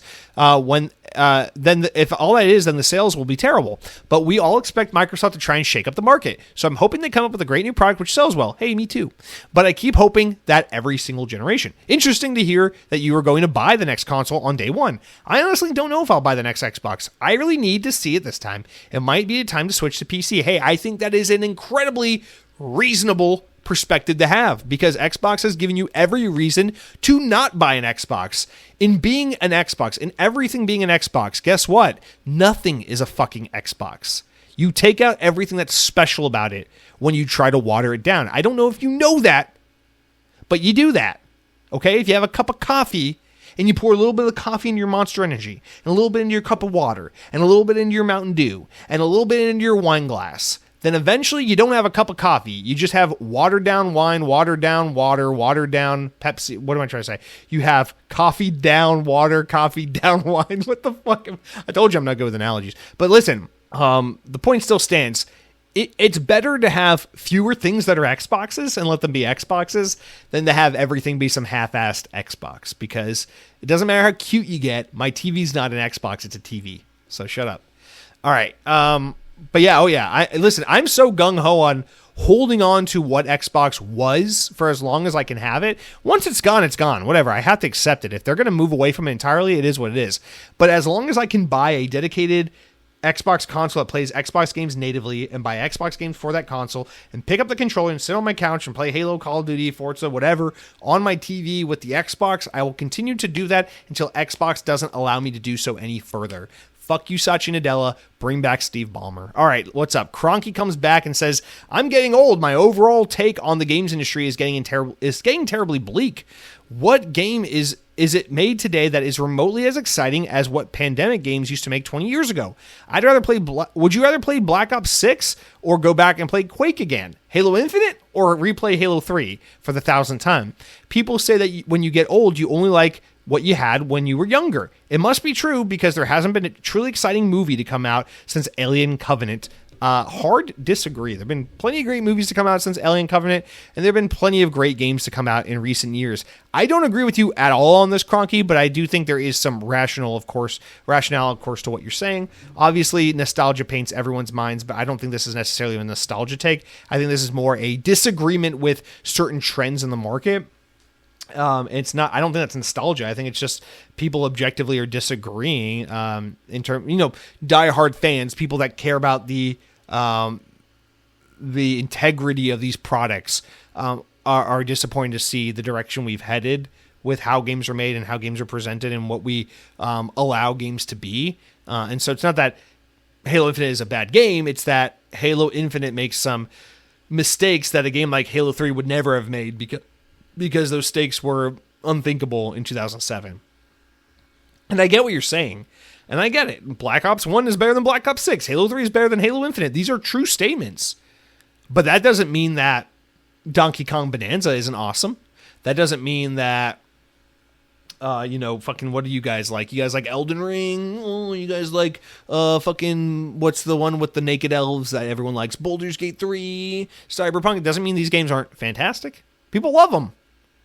Games are changing. Games are evolving. I think Halo has plateaued, maybe. I think Call of Duty's plateaued, maybe. But that doesn't mean games are worse today than they were then. It just means maybe those IP are losing their way and struggling a bit. And that is disappointing when you consider nostalgia and what these games once meant to us and what they've become. And that's a disappointment. But what fucking good movie hasn't come out since Alien Covenant? Are you fucking kidding me? Have you seen Mission Impossible? Cronky, get out of here, you fucking idiot. I'll also tell everyone about how small your penis was when we were babies. All right, Arctic Chief gets the last comment, and he's the best because he's Arctic Chief, and I miss him, and I love him, and it's the same thing. I'm not trying to guilt you. Listen when you want, comment when you want. But Arctic Chief, you're a longtime listener of the show. You're a longtime friend of the show. And it just warms my heart to see you here. So how you doing, buddy? Thank you for writing in. He says, yo, alive and well here, lurking in the background as usual. I'm glad to hear you're enjoying your Switch too. I too have been loving it. I restarted Pokemon Scarlet over again and with the improved frame rates. And oh man, it does feel really like a new game. In Xbox related news, I really want to be excited about the ROG Ally Xbox, but I'm hesitant about what the price is going to be. Based on the ROG devices that have already existed, I'm for sure not getting it upon launch. I was just a disc replay used games and media store for those who are unaware, and they had a ROG Ally 512 gigabyte model for $600. So I will wait for the price to be confirmed before getting too hyped. Smart thinking. As always, I love the podcast, love the comments, and getting my news from you exclusively. And I recommended 2 buddies at work listen to your show. As I said, if you're getting your news exclusively from me and you're recommending the show to your friends, 2 things. I feel for those guys if they give the show a listen. And also, Arctic Chief, you are woefully misinformed if this is the exclusive show you're getting your news from. You're telling me you don't read any political news, you don't read any newspapers, you don't watch any TV, traditional media outlets, you don't follow any YouTube channels. You get all your news from me? Everything you know about what's going on in the Middle East right now comes from me. Everything you know about China comes from me? Are you telling me everything you understand about the economic recession of 2008 comes from this podcast? That you only know about the Trojan War because of this very Xbox show, Arctic Chief? Well, that's fucking awesome. I'm honored. So maybe next week we'll get into like medieval history, so you can learn about that. No, silliness aside, Arctic Chief, you are very kind, and I really appreciate you. I appreciate the support, and you're a great guy, so thank you. But yeah, I think you're exactly right. The price is going to be a tough pill to swallow. This is going to be a premium niche device for a hardcore audience with disposable income to go around. And this is a bad time to be releasing something like that, because if I have money to spare right now on a superfluous handheld, I'm going to recommend a Switch 2 over a ROG Xbox Ally every day. And while these devices are not the same and are not catered to the same market, I just think you're better off having, I don't know, an Xbox Series S for $300 on your TV stand, and then a Switch 2 for $450 in your hands. And that's what, $700-800. Whereas if you buy a ROG Xbox Ally, that's probably an $800-900 device right there. So, I mean, obviously this is for hardcore Xbox fans. So it's a different kind of thing. And I'm glad for those people who want this and are getting it.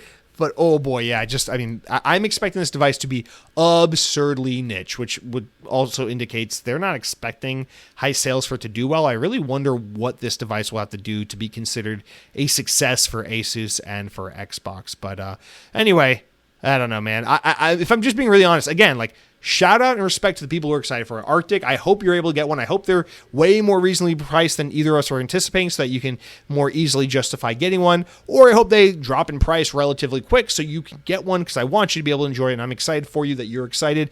But speaking purely for myself, I don't give a shit about the ROG Xbox Ally. When it was first announced, I was like, maybe, I wish I cared more about this, but maybe. And now that a little time has passed, I'm like, I don't give a flying fuck about the ROG Xbox. If I want Xbox handheld, I love my Logitech G Cloud. I will use that thing until Xbox puts a real handheld on the market, and until then, I'm good. The Logitech has great battery life, good screen, great ergonomics, works well. I love streaming my games. I only play it at home. I'm good. But to those who are excited for the ROG, good for you guys. I'm excited for you, and I hope you love it. Anyway, guys, I think that does it for the podcast this week. So it's been a long one. I'm going to wrap it up here. I got to take a break. I need to breathe and stop talking. So thank you all for listening. Hopefully we get back to much, much better, more positive news next week. And hopefully we don't miss any more big news stories, because what I didn't mention at the top of the show is I am yet again recording a day early. It is Tuesday as the time I'm recording this podcast, and I got another work function on Wednesday night. So this podcast will be recorded on Tuesday, go live Thursday. Here's hoping that on Wednesday they're not like, Just kidding. Perfect Dark comes out now. Shadow Drop. I don't know. But we'll see. I guess we'll just have to wait and see, right? But guys, that is it for this week. Please be good. If you are a business owner, try not to lay off your people unless absolutely necessary. And then, just be good, eat healthy, spend time with people you love, play your video games, grill on the grill. It's grilling season, and goddamn, grilling is fun. Enjoy theme parks if you have access to them. And oh my God, dude, Donkey Kong is coming soon. But before that, Tony Hawk's Pro Skater 3 and 4, so look forward to that as well. Guys, have a great week. Empower your dreams.